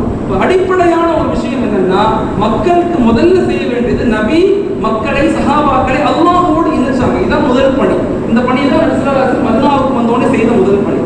இரண்டாவது சமூக கட்டமைப்பு. மதீனாவுடைய கான்ஸ்டிடியூஷன் அப்படின்னு ஒரு கான்ஸ்டிடியூஷன் கூட எடுத்து படிச்சு பார்க்கலாம். மதீனாவுடைய அரசியல் சாசனம் 54 ஆர்டிகளை கொண்ட ஒரு அரசியல் சாசனத்தை ஏற்படுத்தினாங்க. பெரிய ஆச்சரியமா இருக்கு. மதீனா நபி ஸல்லல்லாஹு அலைஹி வஸல்லம் அணுகுமுறை இருக்குது நமக்கு மிகப்பெரிய படிப்பினை. நம்ம நபியை வெறும் இபாதத்தா மட்டும் பார்க்கிறோம். நபியினுடைய அடிப்படையான ஸ்ட்ராட்டஜிக்கல் பிளானை ரொம்ப ஆழமாக ஆய்வு செஞ்சோம்னா பெரும் மாற்றங்களை சமூகத்தில் நம்மளால ஏற்படுத்த முடியும். எந்த அளவுக்கு சொன்னா நபி ஸல்லல்லாஹு அலைஹி வஸல்லம் மக்காவிலிருந்து மதீனாவுக்கு போறாங்க. நம்ம சம்பவத்தை சாதாரணமா படிப்போம், அப்படி அல்ல. மக்காவிலிருந்து மதீனாவுக்கு ஹிஜ்ரத்துக்கு போறதுக்கு முன்னாடி 11 ஸ்ட்ராட்டஜிக்கல் பிளான் பண்ணுவாங்க. இந்த இடத்துல யார் படுக்கணும், நான் எந்த வழியில போகணும், போகும்போது ரஹ்பர் யாராக இருக்கணும், அவர் எத்தனை ஒட்டகம் வச்சிருக்காரு, அந்த ஒட்டகத்தினுடைய இனம் என்னவாக இருக்கணும், நம்ம எந்த திசையை நோக்கி போகணும், நம்ம கூட யார் பயணத்துல கூட வருவா, நமக்கு ஒரு இடத்துல எங்க தங்கணும், தங்கும் போது யார் உணவு கொண்டு வருவா, உணவு கொண்டு வரக்கூடிய இந்த பெண்மணி சொல்லுவாங்க, நீங்கள் வரும்போது நீங்கள் முன் வந்து உங்கள் ஆடுகளை பின் ஓட்டி வாங்க, நீங்கள் போகும்போது நீங்கள் முன் போய் உன் ஆடுகளை பின் கொண்டு போங்க, ஏன்னா அவருடைய காலடி தடங்கள் யாருக்கும் தெரியக்கூடாதுன்னு சொல்லி இத்தனை ஸ்ட்ராட்டஜிக்கல் பிளான் பண்ண பிறகுதான் மக்காவில இருந்து மதீனாவுக்கு போவாங்க. சாதாரண விஷயம் இல்லை. அதே மாதிரி மக்காவில இருந்து ஹிஜ்ரத்துக்கு முதல் ஹிஜ்ரத் அபிசீனியாவுக்கு அனுப்புவாங்க. ரொம்ப முக்கியமான விஷயம், அபிசீனியாவுக்கு அனுப்புவாங்க. ஏன் நபி ஸல்லல்லாஹு அலைஹி வஸல்லம் அரபு தேசங்கள் மற்ற தேசங்களுக்கு அனுப்பாம ஏன் அபிசீனியாவுக்கு அனுப்புறாங்க? அனுப்பும் போது சொல்லுவாங்க, அங்க நஜ்ஜாஷி ஒரு மன்னர் இருக்கிறாரு, அவருடைய மதம் இதுவாக இருக்குது, அவர் இந்த மதம் சார்ந்த மனிதராக இருக்காரு, அவர் நல்ல மனிதராக இருக்காரு, அவரிடத்தில் தஞ்சம் புகுந்து கொள்ளுங்க, என்னை பத்தி அவர்கிட்ட சொல்லுங்க, அவர் என்னை ஏற்றுக்கொள்ளும், இவ்வளவு விஷயங்களை சொல்லிதான் ஃபர்ஸ்ட் ஹிஜ்ரத்துக்கு அபிசீனியாவுக்கு அனுப்புறாங்க. கடல் தாண்டி அனுப்புறாங்க. என்ன சமகால அறிவு நபிக்கு இருந்துச்சு. சமகால அறிவு. மக்காவை விட்டு எங்கேயும் போனதில்லை. ஆனா மக்காவை சுத்தி எத்தனை நாடுகள் இருக்கிறாங்களோ, எத்தனை தலைவர்கள் இருக்காங்களோ, எல்லாத்த பத்தி உண்டான ஆய்வும் ஆட்களும் நபிக்கு இருந்துச்சு. அதனாலதான் இவ்வளவு பெரிய ஆளுமை மிக்க சமூகத்தை உருவாக்க முடிஞ்சிச்சு. இஸ்லாமிய சமூகம் விட்ட 2 மிகப்பெரிய துயரமான விஷயங்கள், 2 விஷயத்தை நம்ம இழந்துட்டோம். 2 விஷயங்கள் இழந்துட்டோம். ஒண்ணு, அல்லாஹ்வுடைய தொடர்பு நம்மகிட்ட சுத்தமா வந்துருச்சு. உணர்வுகள் ரீதியான தொடர்புகள் குறைஞ்சு போச்சு. நபியினுடைய முஹப்பத் குறைஞ்சிருச்சு. உலகத்துல இத்தனை கோடி 190 கோடி முஸ்லிம்கள் இருக்கிறாங்க. குர்ஆனை ஓத தெரிந்தவங்க 100க்கு வெறும் 3% கூட குர்ஆன் ஓத தெரியாது. 3% மக்கள் கூட குர்ஆன் ஓத தெரியாது. தஜ்வீதோட, மஹ்ரஜ் சிஃபாத்தோட, ஃபோனடிக்ஸோட குர்ஆன் ஓத தெரியாது. பெரிய டாக்டரா இருப்பார், பெரிய ஜட்ஜா இருப்பார், பெரிய கலெக்டரா இருப்பார், கூப்பிட்டு ஒரு குர்ஆன் ஓத சொன்னா ஓத தெரியாது. இந்த எழுச்சி ஒருபோதும் மாற்றத்தை கொடுக்காது. இத்தனை கோடி மக்கள் இருந்தும் குர்ஆனை கூட நம்மளால மக்கள்கிட்ட கொண்டு போய் சேர்க்க முடியலன்னா என்ன மாற்றத்தை நம்மளால ஏற்படுத்த முடியும்? ஜார்ஜ் பெசான் அப்படிங்கிற ஒரு எழுத்தாளர் ஸ்பானிஷ் முஸ்லிம்ங்கிற புத்தகம் எழுதியிருக்கிறார். ஸ்பானிஷ் முஸ்லிம் அவர் சொல்றாரு, ஒரு சமூகம் வீழ்ச்சியை நோக்கி போகுது அப்படிங்கறத நீங்க பார்க்கணுமா, ஒரு சமூகம் மிகப்பெரிய வீழ்ச்சியை நோக்கி போகுதுங்கிறத பார்க்கணுமா, 3 விஷயங்களை பாருங்கிறார். ஒன்று, எந்த சமூகம் தனக்கு கொடுக்கப்பட்ட வேத மொழியை விட்டு தூரமாகுதோ அந்த சமூகம் வீழ்ச்சியை நோக்கி நகரும். இரண்டாவது, எந்த சமூகம் தன்னுடைய கலாச்சாரத்தை பின்பற்றுவதற்கு வெட்கப்படுறாங்களோ அந்த சமூகம் வீழ்ச்சியை நோக்கி நகரும்.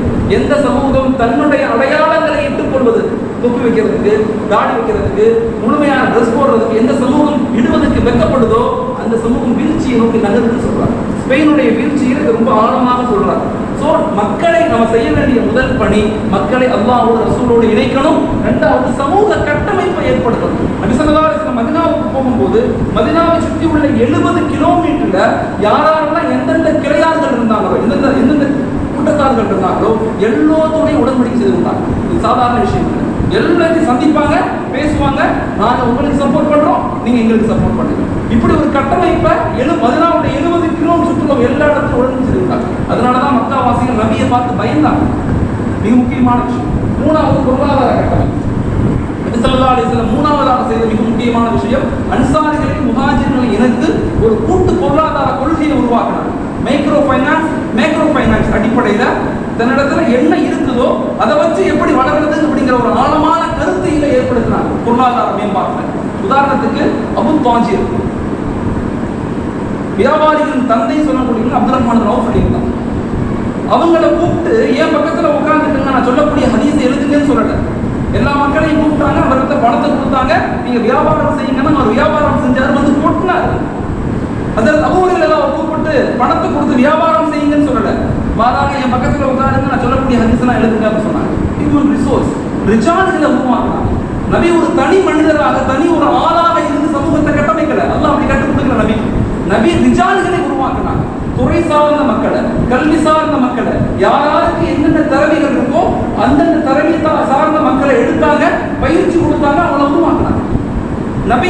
நபி எந்த நாட்டுக்கும் போகல, எந்த நாட்டுக்கும் போகல, நுபுவத்துக்கு பிறகு எந்த இடத்துக்கும் போகல. ஆனா நபியினுடைய கருத்து உலகம் முழுக்க போனுச்சு. ஏன்? Create the result, create the generation, create the ஒரு ஸ்காலர்ஸ், முழுமையா ஆளுமைகளை உருவாக்கிக்கிட்டே இருந்தாங்க. ஸோ பொருளாதார கட்டமைப்பு, நாலாவது கல்வி, இந்த நாலும் சேர்ந்துதான் மதீனாவுடைய அடிப்படை. இந்த நாலும் தான் உலகத்தை திரும்ப ஆண்டு கொண்டே இருக்கும். இந்த நாலு தான் அடிப்படையான விஷயம். இந்த நான்கிலையும் நபி எப்படி மதீனாவோட ஒரு திட்டத்தை உருவாக்குனாங்களோ அதை தான் இப்ப நம்ம செய்ய போறோம். முதல்ல சொன்னல ஆன்மீக மேம்பாடு, வெறும் திட்டம் மட்டும் இல்ல, திட்டத்தை உருவாக்கக்கூடிய சகாபாக்கள் இருந்தாங்க, குர்ஆன் வஹீதக்கூடிய சகாபாக்கள் இருந்தாங்க. நபி இருக்கும் போதே 13 ஹாஃபிஸ்கள் இருந்தாங்க. நபி இருக்கும் போதே 13 ஹாஃபிஸ்கள் இருந்தாங்க. குர்ஆனை கற்றுக்கக்கூடிய முஅல்லிம்கள் இருந்தாங்க, ஆய்வாளர்கள் இருந்தாங்க. இத்தனை சகாபாக்கள் நபி இருக்கும் போதே இருந்தாங்க. அதே மாதிரி அரசியல் மேம்பாடு, சமூக மேம்பாடு, போர் தளபதிகளை உருவாக்கியிருந்தாங்க. அரசியல் ஆலோசகர்கள் எல்லா யுத்தங்கள்லையும் எப்படி செயல்படணும், என்ன பேசணும், யாரை முன்னனுப்பணும், யாரை பின்னனுப்பணும், முழுமையான திட்டங்கள் இருக்கு. நீதிபதிகள் இருந்தாங்க, தகவல் தூதுவர்கள் இருந்தாங்க, டிப்ளமேட்டிக் ஆபீசர்ஸ் இருந்தாங்க. நபியுடைய காலத்தில் டிப்ளமேட்டிக் ஆபீசர்ஸ் ஒரு நாட்டினுடைய அடிப்படை தன்மைகள், அவருடைய எல்லா நிலைகளையும் ரசூலுக்கு சொல்லிக்கொண்டே இருப்பாங்க. சாதாரண விஷயம் அல்ல நபி செஞ்சுட்டு போனது. உலகத்துல வெறும் 23 வருஷங்கள்ல 1318 ஆண்டுகள் இந்த உலகத்தை ஆளக்கூடிய ஒரு சமூகத்தை உருவாக்கிட்டு போனாங்கன்னா சாதாரண விஷயம். நபி அந்த கண்ணோட்டத்தை நம்ம பார்க்கல, ஒரு ஆய்வு நிலையில பார்க்கல. நான் முதல்ல சொன்னேன், 2 விஷயங்கள் நம்ம இழந்துட்டோம். ஒண்ணு, அல்லாஹ்வோட நெருக்கம் நமக்கு குறைஞ்சு போச்சு. ரெண்டாவது ரிசர்ச் அண்ட் டெவலப்மெண்ட், R&D, ஆய்வு மற்றும் மேலாண்மை. இதனுடைய விஷயத்துல நம்ம ரொம்ப பின்தங்கி இருக்கோம். இது ரெண்டையும் திரும்ப எடுக்கும் போது தான் நம்ம மாற்றங்களை சமூகத்தில் ஏற்படுத்த முடியும். அதே மாதிரிதான் பொருளாதார மேம்பாடு, பொருளாதார வல்லுநர்கள் இருந்தாங்க, விவசாயம் செய்யக்கூடிய சகாபாக்கள் இருந்தாங்க, வியாபாரம் செய்யக்கூடிய சகாபாக்கள் இருந்தாங்க, சேமிப்பு செய்யக்கூடிய, பங்கீடு செய்யக்கூடிய சகாபாக்கள் இருந்தாங்க. எல்லாத்திலையும் சகாபாக்கள் நபிசல்லாஹு உருவாக்குறாங்க. அதே மாதிரி கல்வி மேம்பாடு, மொழி வல்லுநர்கள் இருந்தாங்க. செய்து சாபித்துல்லாஹ் கூப்பிட்டு இந்த ஹிப்ரு மொழி இவங்க என்ன சொல்றாங்கன்னு எனக்கு தெரியறது இல்லை, நான் சொல்லக்கூடிய தவறாக யூத மக்கள் மற்ற மக்களுக்கு சொல்லிடுவாங்க, நீங்க ஹிப்ரு மொழியை கத்துக்கணும்னு சொல்லுவாங்க. 20 நாள்ல ஹிப்ரு மொழியை கத்துக்கிட்டு எழுத படிக்க கத்துக்குவாங்க. மொழி வல்லுநர்கள் இருந்தாங்க, நபியோட கவிஞர்கள் இருந்தாங்க, திட்டம் தயாரிப்பவர்கள் இருந்தாங்க. ஒவ்வொரு யுத்தத்திலையும் சரி, ஒவ்வொரு செயல்பாடுகளையும் சரி, திட்டங்களை வகுத்து நபிக்கு கொடுத்துக்கிட்டே இருந்தாங்க. நபியினுடைய சாம்ராஜ்யம் ரொம்ப அற்புதமான விஷயம். அதை ரொம்ப ஆழமாக ஆய்வுகள் செய்யும் போதுதான் இன்னைக்கு நம்ம என்ன செய்யணும்னு புரியும். ஒரு சமூகத்தினுடைய வளர்ச்சியில மிக ஆழமாக சொல்லக்கூடிய விஷயம் என்னன்னு சொன்னா, இறந்து போன காலத்தையும் வருங்காலத்தையும் இணைத்தால் மட்டும்தான் நிகழ்காலத்தை நம்மளால கட்டமைக்க முடியும். ஸோ அதன் அடிப்படையில தான் நாம நம்முடைய முன்னோர்கள் செய்த அடிப்படையான வரலாறுகளை விளங்கி வருங்கால சமூகத்தை கட்டமைக்கணும்னா நிகழ்காலத்தில் தியாகம் செய்யக்கூடிய மக்கள் தேவை. நோ சாக்ரிஃபைஸ், நோ வெற்றி. தியாகம் இல்லாமல் ஒருபோதும் ஒரு நிலையிலும் சமூகத்தில் எழுச்சியை நம்மளால ஏற்படுத்தவே முடியாது. இப்ப நாம கூடியிருக்கிறது நம்முடைய வளர்ச்சிக்கல்ல, நாட்டினுடைய வளர்ச்சி, நாட்டினுடைய உயர்வு, நாட்டினுடைய மேம்பாட்டுக்கு தான் நம்ம எல்லாம் முன்கூடியிருக்கோம். இனிமே இந்த வார்த்தைகள் தான் எல்லா இடங்களிலையும் பயன்படுத்தணும். இந்த நாடுங்கிறது நமது நாடு. இந்த நாட்டுக்காக நம்முடைய முன்னோர்கள் எல்லா நிலையிலும் தியாகம் செய்தவர்கள். ஒத்துழைமை இயக்கம் காந்தி 1920 கொண்டு வரும்போது 120 கோடி ரூபாய் கொடுத்து உதவி செய்து இஸ்லாமிய சகோதரர் வ.உ.சி. சிதம்பரனார், கப்பலோட்டிய தமிழர் சொல்றாங்களே, அவருடைய கப்பலை வாங்குவதற்கு 2000க்கும் மேற்பட்ட ஷேரை வாங்கி ஒரு கப்பலை வாங்கி கொடுத்து இஸ்லாமிய சகோதரர். நேதாஜி சுபாஷ் சந்திர போஸ் அவர்கள் நேஷனல் ஆர்மியை உருவாக்கும் போது அதுல 27% மக்கள் இருந்தவங்க இஸ்லாமிய சகோதர மக்கள், அதனுடைய படை தளபதியாக இருந்தவங்க இஸ்லாமிய மக்கள். நம்ம எல்லாருமே இந்த நாட்டினுடைய வளர்ச்சிக்கு பாடுபட்டவர்கள். ஆனா இப்ப அந்த வரலாறுகள் எங்க போச்சு? நம்முடைய குழந்தைகளுக்கு அந்த வரலாறுகள் தெரியுமா? நம்முடைய இளைஞர்களுக்கு அந்த வரலாறுகள் தெரியுமா? இப்ப இஸ்லாமிய ஊர்கள், உங்களை போன்ற ஊர்கள் இதை திட்டமிட்டு தயவு செய்து உங்களுடைய இளைஞர்களுக்கு சொல்லிக் கொடுங்க. காலம் மிக மோசமான நிலையில் போயிட்டு, மிக வித்தியாசமான நிலையில உலகம் போய் கொண்டது. அதில் இந்தியாவுடைய நிலைமை மிகவும் வித்தியாசமான நிலையில போகுது. நான் சமீபத்தில் இந்த கொரோனாவுக்கு முன்னாடி துருக்கி போயிருந்தேன் ஒரு கான்ஃபரன்ஸுக்காக. இந்த கான்ஃபரன்ஸ்ல உலகத்தினுடைய எல்லா அரபு நாடுகளுடைய முக்கியமான தலைவர்களும் கலந்து கொண்டாங்க. அதுல ஒரு அரபு நாட்டுடைய ஆளுநர் பேசும்போது அழுதுகிட்டே பேசினார். நாங்கள் செய்த தவறை நீங்கள் செய்து விடாதீர்கள், இப்படியே சொன்னார். நாங்கள் பண்ண தவறை நீங்கள் பண்ணிடாதீங்க. இந்தியா உலகத்தினுடைய அறிவு பொக்கிஷம். இந்தியா உலகத்தினுடைய அறிவு பொக்கிஷம். தபலீகாக இருக்கட்டும், தரீகாவாக இருக்கட்டும், கிதாபுகளாக இருக்கட்டும், இமாம்களாக இருக்கட்டும், சன்னிப்புகளாக இருக்கட்டும், ஆசிரியர்களாக இருக்கட்டும், அறிஞர்களாக இருக்கட்டும், அல்லாஹ் தஆலா இஸ்லாமிய வளர்ச்சியை இந்தியாவிலிருந்து உருவாக்கி உலகம் முழுக்க பிரகாசம் செய்கிறான். India now going to fall. ஆனால் இந்தியா மிகப்பெரிய சரிவை நோக்கி நகர்ந்து கொண்டிருக்குது. நாங்கள் பண்ண தவற நீங்க பண்ணிடாதீங்கன்னு அழுதுகிட்டே பேசுறேன். இன்னைக்கு 56 இஸ்லாமிய நாடுகள் இருக்கு. இந்த 56 இஸ்லாமிய நாடுகள்ல கிட்டத்தட்ட 36 நாடுகள்ல கல்ச்சரல் வார், கலாச்சார மாற்றம் நடக்குது. ஏன் நடக்குது, எதனால பிரச்சனை யாருக்குமே தெரியாது, நடந்துகிட்டே இருக்கும். என்ன காரணம்னு இன்னும் கண்டுபிடிக்க முடியாது. இரண்டாம் உலக போருக்கு பின்னாடி 1944 இரண்டாம் உலக போர் முடிஞ்சிச்சு. இரண்டாம் உலக போருக்கு பின்னாடி 1945 ஐநா சபை உருவாக்கப்பட்டுச்சு. ஐநா சபை உருவாக்கப்பட்ட உடனே போடப்பட்ட முதல் விஷயம், இனிமே நாடுகளை நாங்கள் யுத்தங்களால் பிடிக்க முடியாது, கலாச்சார மாற்றங்களால தான் நாடுகளை பிடிக்க முடியும் சொன்னாங்க. மிக முக்கியமான விஷயம். 1945 இருந்து ஆரம்பிச்சு 1975-80 வரைக்கும் அரபு நாடுகளுடைய அநேக பிள்ளைகள், பெரிய பெரிய நபர்களுடைய செல்வந்தர்கள், அரசருடைய பிள்ளைகள்லாம் எங்க படிச்சாங்கன்னா டொரண்டோல, நியூயார்க்ல, நியூஜெர்சியில, கேம்பிரிட்ஜில் தான் படிச்சாங்க. கிட்டத்தட்ட 30 வருஷம். என்ன ஃபீல் பண்ணிட்டாங்க, முதலாம் உலக யுத்தத்துல தோற்றதுக்கும் எங்களுடைய அந்த குர்ஆன் ஹதீஸை பற்றி பிடிச்சிட்டு இருக்க உலகத்தை எனக்கு பிடிக்கல. இரண்டாம் உலக யுத்தத்திலையும் தோற்றதுக்கு காரணம் இந்த கல்வி, இந்த உலக கல்வி எங்கள்கிட்ட இல்லைங்கிற சிந்தனையில அங்க போய் விழுந்தாங்க. விழுந்ததனுடைய விளைவு இன்னைக்கு எல்லா நாடுகளிலும் பிரச்சனையுடைய உச்சகட்டமாக. இந்தியா ஒரு அற்புதமான பூமி. எப்பயுமே இந்தியாங்கிறது அற்புதமான பூமி. ஸ்பெயின்ல இந்தியா இஸ்லாம் வீழும் போது இந்தியாவில் இஸ்லாம் வீழாம தடுத்தது நம்முடைய முன்னோர்கள் பாதுகாக்கிறாங்க. இப்பயும் நமக்கு பாதுகாக்கக்கூடிய பொறுப்பு.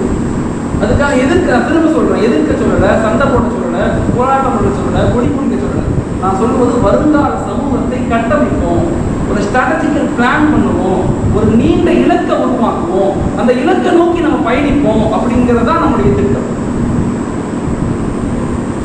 முதல்ல சொன்ன R&D, ரிசர்ச் அண்ட் டெவலப்மெண்ட். இன்னைக்கு உலகத்துல இதுக்காக அதிகமாக செலவு செய்யறாங்க. இந்தியா போன்ற நாடுகள், வளர்கின்ற நாடுகள், அண்டர் டெவலப்டு கண்ட்ரிஸ் எல்லாம் அதை பண்றது இல்லை.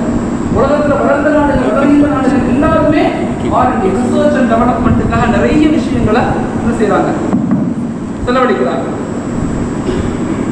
இந்தியாவில் கேள்விப்பட்டிருப்பீங்க, நிதி ஆயோக் வெப்சைட் போய் பாருங்க. நேரு காலத்திலிருந்து 2015 வரைக்கும் இந்தியாவுடைய பாலிசி மேக்கிங்கா என்ன இருந்துச்சுன்னா 5 ஆண்டு திட்டங்கள்னு சொல்லுவாங்க. 5 ஆண்டு திட்டம் தான் வந்துகிட்டே இருக்கு. எப்ப இந்த அரசாங்கம் ஆட்சிக்கு வந்துச்சோ 5 ஆண்டு திட்டத்தை கடைச்சிட்டு நிதி ஆயோக் அப்படிங்கிற கான்செப்டை கொண்டு வந்தாங்க. It is called think tank. ஒரு டீமை உருவாக்குனாங்க. அந்த டீம் தான் எல்லா வேலைகளையும் செஞ்சுக்கிட்டே இருப்பாங்க. ஸோ எல்லா இடங்கள்லையுமே திங்க் பண்ணக்கூடிய, யோசிக்கக்கூடிய, திட்டமிடக்கூடிய, ஆய்வு செய்யக்கூடிய ஒரு குழுவை உருவாக்குறாங்க. ஒரு பாட்டில் இவ்வளவு ஆழமாக சிந்திக்கும் போது ஹக்கில் இருக்கிற நாம அமையப்பட்ட திட்டமே இல்லை. எல்லாரும் கவலைப்படுறோம். இன்னைக்கு சமூகத்தில் இளைஞர்கள் இருக்கிறாங்க. 22% இஸ்லாமிய இளைஞர்கள் ட்ரக்ஸுக்கு அடிமைகளாக இருக்கிறாங்க. நான் டேட்டா பேஸோட சொல்றேன். சமீபத்தில் சுவாமிநாதன் சொல்லி ஒரு ஐஏஎஸ் ஆஃபீஸர் சென்னையில் பேசிக்கிட்டு இருக்கும், அஹ்மத், உங்க சமுதாயத்தில் 22% இஸ்லாமிய இளைஞர்கள் ட்ரக்ஸ் பயன்படுத்துறாங்க. இவங்களை எப்படி மீட்டெடுக்க போறீங்க? ஏன் இதுக்காக எந்த முயற்சிகளும் பண்ண மாட்டேங்கிறீங்க? தமிழகத்திலே அதிகமாக கோயம்புத்தூர் ஃபர்ஸ்ட், 44% இஸ்லாமிய இளைஞர்கள் ட்ரக்ஸ் பயன்படுத்துறாங்க. 2வது திருநெல்வேலி, 3வது ராமநாதபுரம். இதை எப்படி மீட்டெடுக்க போறோம்? கவலைப்படுறோம், எல்லாரும் கவலைப்படுறோம். எப்படி சமூகத்தை மீட்டெடுக்க போறோம்? இளைஞர்களுக்குமான பயிற்சிகள் எங்க? அவங்களுக்குமான வகுப்புகள் எங்க? இதை செய்யாம எப்படி அவங்க கையில் எடுக்க போறோம்? நல்லா யோசிச்சு பாருங்க. நான் எப்பயுமே சொல்லுவேன், நாம் நன்றாக இருக்கும் போதே நாம் நன்றாக உருவாகி கொள்ள வேண்டும். நாம் நன்றாக இருக்கும் போதே நாம் நன்றாக உருவாகி கொள்ள வேண்டும். நாம் நசுக்கப்பட்ட பிறகு நம்மால் உருவாகவே முடியாது. இப்போ நம்ம நல்லா தான் இருக்கோம். நார்த் இந்தியா மாதிரி நம்ம இன்னும் வீழ்ச்சி நோக்கி நகருது. நான் கண் கூட பார்த்தனால சொல்றேன். நான் மகாராஷ்டிரா போகும்போது ஒரு இடத்துக்கு போனேன். 25 லட்சம் முஸ்லீம்கள் இருக்கிறாங்க. ஆனால் ஒரு வார்டு கவுன்சிலரும் கிடையாது. ஒரு வார்டு கவுன்சிலர் கிடையாது. ஒரு சின்ன கூட்டம் கூட அவங்க போட முடியாது. ஆச்சரியமா இருக்கு. இத்தனை 20 கோடி முஸ்லீம்கள், உலகத்திலேயே அதிக முஸ்லீம்கள் உள்ள நாடு இந்தியா. சாதாரணமா 20 கோடி நம்மளால ஒண்ணுமே செய்ய முடியல. காரணம் நம்மள்ட்ட நீண்ட இலக்கோ தொடர் பயணமோ நம்மளுக்கு கவலைப்படுறோம். எல்லாரும் யாரு மேலேயும் குற்றம் கிடையாது. இயக்கங்கள் மாஷால்லா சிறப்பாக செயல்படுறாங்க. அவங்கனால என்ன முடியுமோ செஞ்சுக்கிட்டே தான் இருக்கிறாங்க. நம்மளால ஏன் இன்னும் ஒரு மாற்றத்தை உருவாக்க முடியல அப்படிங்கிறத யோசிக்கணும். அப்படி யோசிச்சு உங்க ஊரை நீங்க எப்படி கையில் எடுக்க போறீங்க, உங்க இளைஞர்களை எப்படி கையில் எடுக்க போறீங்க, நல்லா யோசிச்சு பாருங்க. நல்ல நீங்களா யோசிங்க. உங்க ஊரை பத்தி நீங்க யோசிங்க. நம்மளை பத்தி நாம யோசிக்காம நம்மளை யாரெல்லாம் யோசிக்க முடியும்? நம்மளை நாம வளர்ச்சிக்கு உண்டாக்காம நம்மளை யார் உலகத்துல வளர்ச்சிக்கு உண்டாக்க முடியாது. கொஞ்சம் ஆழமாக யோசிக்க வேண்டிய விஷயம். ஸோ பாட்டில் ரொம்ப ஆழமாக திட்டமிடுறாங்க. ஹக்குடைய மக்கள் நாம் என்ன செய்யணும், நம்ம ஆழமாக யோசிக்கணும்னு சொல்லுவாங்க. இப்போ நம்முடைய சிந்தனைகள் எப்படி இருக்கும், நம்முடைய சிந்தனைகள் எப்படி இருக்கும் விலங்குது. இன்னைக்கு உலகத்துல ஒண்ணு சமய அறிவு இருக்கணும், சமகால அறிவு இருக்கணும். நபி சொல்லிக் கொடுத்த மிகப்பெரிய ஆற்றலான விஷயம் சமய அறிவு. ஷரீ சட்டம் நிச்சயமா நமக்கு தெரியும், ஷரீ தெரிஞ்சிருக்கணும். அதோட சேர்ந்து சமகால அறிவு இருக்கணும். இல்லாமா போன்ற மிகப்பெரிய ஆளுநர்கள் சொல்றாங்க, அது இல்முல் ஹால்ங்கிறாங்க. கல்வி என்பது நடைமுறைக்கு எது கல்வியாக சமூகத்தில் உருவாக்கப்படுதோ அந்த கல்வியினுடைய நாலேஜ அந்தந்த சமூக மக்கள் தெரிஞ்சுக்கணுங்கிறாங்க. இமாம் இது ரொம்ப ஆழமாக வலியுறுத்தி சொல்றாங்க. விளங்கி கொள்ளணும். ரெண்டாவது விளங்கப்படுத்து, மற்றவங்களுக்கு சொல்லணும். அடுத்த 10 வருஷத்துல நம்ம என்ன ஆகும், அடுத்த 10 பைத்தியக்காரன் பேசுவதை போல பேசணும். அடுத்த 10 வருஷத்துல ஒரு எழுச்சி மிக்க சமூகமாக நாங்கள் மாறணும். நம்ம நினைக்கிறோம் நாம ஏசியில் இருக்கிறோம், கார்ல இருக்கிறோம், நம்ம வீடு பங்களா கிடந்துருச்சு, ஒரு கார் கிடந்துருச்சு, நாம நல்லா தான் இருக்கிறோம், நம்மளை கூட எல்லாரும் நல்லா இருக்கிறாங்கன்னு நினைக்க கூடாது. அப்படி இல்லை சமூகத்துல, அப்படி இல்லை. அதுல இருந்து கொஞ்சம் வெளிவரும். நம்முடைய ஜெனரேஷன், செகண்ட் ஜெனரேஷனை பாதுகாக்கக்கூடிய பொறுப்பு நம்ம இடத்துல இருக்குது. நான் ஒரு பெரிய செல்வந்தர் வீட்டுக்கு போனேன். பெரிய செல்வந்தர் வீட்டுக்கு பேசிக்கிட்டே இருந்தோம். மேலே இருந்து சவுண்டு கேட்குறேன். நான் கேட்டேன், ஹாஜியார் என்ன சவுண்டு கேட்குது? ஒன்றும் இல்லை போனோம் நான் சொன்னேன். திரும்ப கேட்டுச்சு, திரும்ப கேட்குறேன் சொன்னார். அழுதுகிட்டே கையை பிடிச்சி அழுதார். என் மகன் சீக்கிரம் ஒஃபாத்தாகணும் துவா செய்யுங்கிறார். என் மகன் சீக்கிரம் ஒஃபாத்தாகணும் துவா செய்ய. டெய்லி தண்ணி, டெய்லி தண்ணி படிச்சுட்டு வந்து எல்லாத்தையும் குடும்பப்படுத்துறான். நான் ஊருக்கே மிகப்பெரிய ஆளா இருக்கிறேன், அல்லா எனக்கு நிறைய செல்வத்தை கொடுத்துருக்கிறான், நான் அவனுக்கு தீன கொடுத்து மறந்துட்டேன்னு அழுகிறார். எத்தனை குடும்பங்களை சந்திக்கிறோம், எவ்வளவு பெரிய ஃபேமிலி எல்லாம் இருந்த ஃபேமிலி இடம் தெரியாம போயிருச்சு. ஸோ நம்ம அந்த நிலைக்கு தள்ளப்பட்டக்கூடாது. ரொம்ப கேர்ஃபுல்லா சமூகத்தை உருவாக்கும். நம்முடைய குழந்தைகள் என்ன செய்கிறாங்க, எப்படி உருவாக்குறாங்க, எங்க போறாங்க, என்ன பண்றாங்க, தயவு செய்து கண்காணிங்க. உங்க பிள்ளைகளை கண்காணிங்க, அவங்களுக்கு முக்கியத்துவம் கொடுங்க. மிக மோசமான நிலைக்கு சமூகம் தள்ளி போகப்பட்டிருக்கு. கொஞ்சம் கேர்ஃபுல்லாக நம்ம இருக்க வேண்டிய அவசியம் இருக்குது. அப்புறம் அனுமானித்தல். சமூகம் வருங்காலத்தில் எப்படி இருக்கணும் அனுமானித்தல், ப்ரிடிக்ஷன். அப்படி சொல்லதா இருக்கிற சந்தர்ப்பத்தில் வயிற்றுல கண்ணு, சாப்பாட்டுக்கு வழி இல்லை. சொன்ன வார்த்தை என்ன, நாங்கள் ரோமையும் கிஸ்ராவையும் வெல்லுவோம்னு சொன்னாங்க. அடுத்த 12 ஆண்டுகள்ல ஹஸரத் உமர் ரலியல்லாஹுடைய காலத்துல முஆத் இப்னு ஜபல், காலித் இப்னு வலீத் ரலியல்லாஹு சஹாபாக்கள் 2 பேரும் சைமன் கனிசா ஒரே நேரத்துல ரோம் கிஸ்ரா வீழ்த்தப்பட்டுச்சு. That is called prediction. நீண்ட அனுமானம். மாஷாஅல்லாஹ், இதுதான் நபி நமக்கு கற்றுக் கொடுத்தாங்க. அந்த அனுமானம் நமக்கு வேணும். பாத்திலுக்கு தான் 100 வருஷம் ஆகும், பாத்திலுக்கு தான் 100 வருஷம் ஆகும். ஹக்குக்கு 100 வருஷம் தேவையில்லை, 10 வருஷம் இன்ஷா அல்லாஹ். ஒரு இலக்கை உருவாக்கணும்னா நிச்சயமா நம்மளால அச்சீவ் பண்ண முடியும். ஏன்னா நம்ம ஹக்கில் இருக்கோம். நம்ம தோற்றாலும் நமக்கு வெற்றி தான், நாம் வெற்றி பெற்றாலும் நமக்கு வெற்றி தான். நமக்கு தோல்வியே முதல்ல கிடையாது.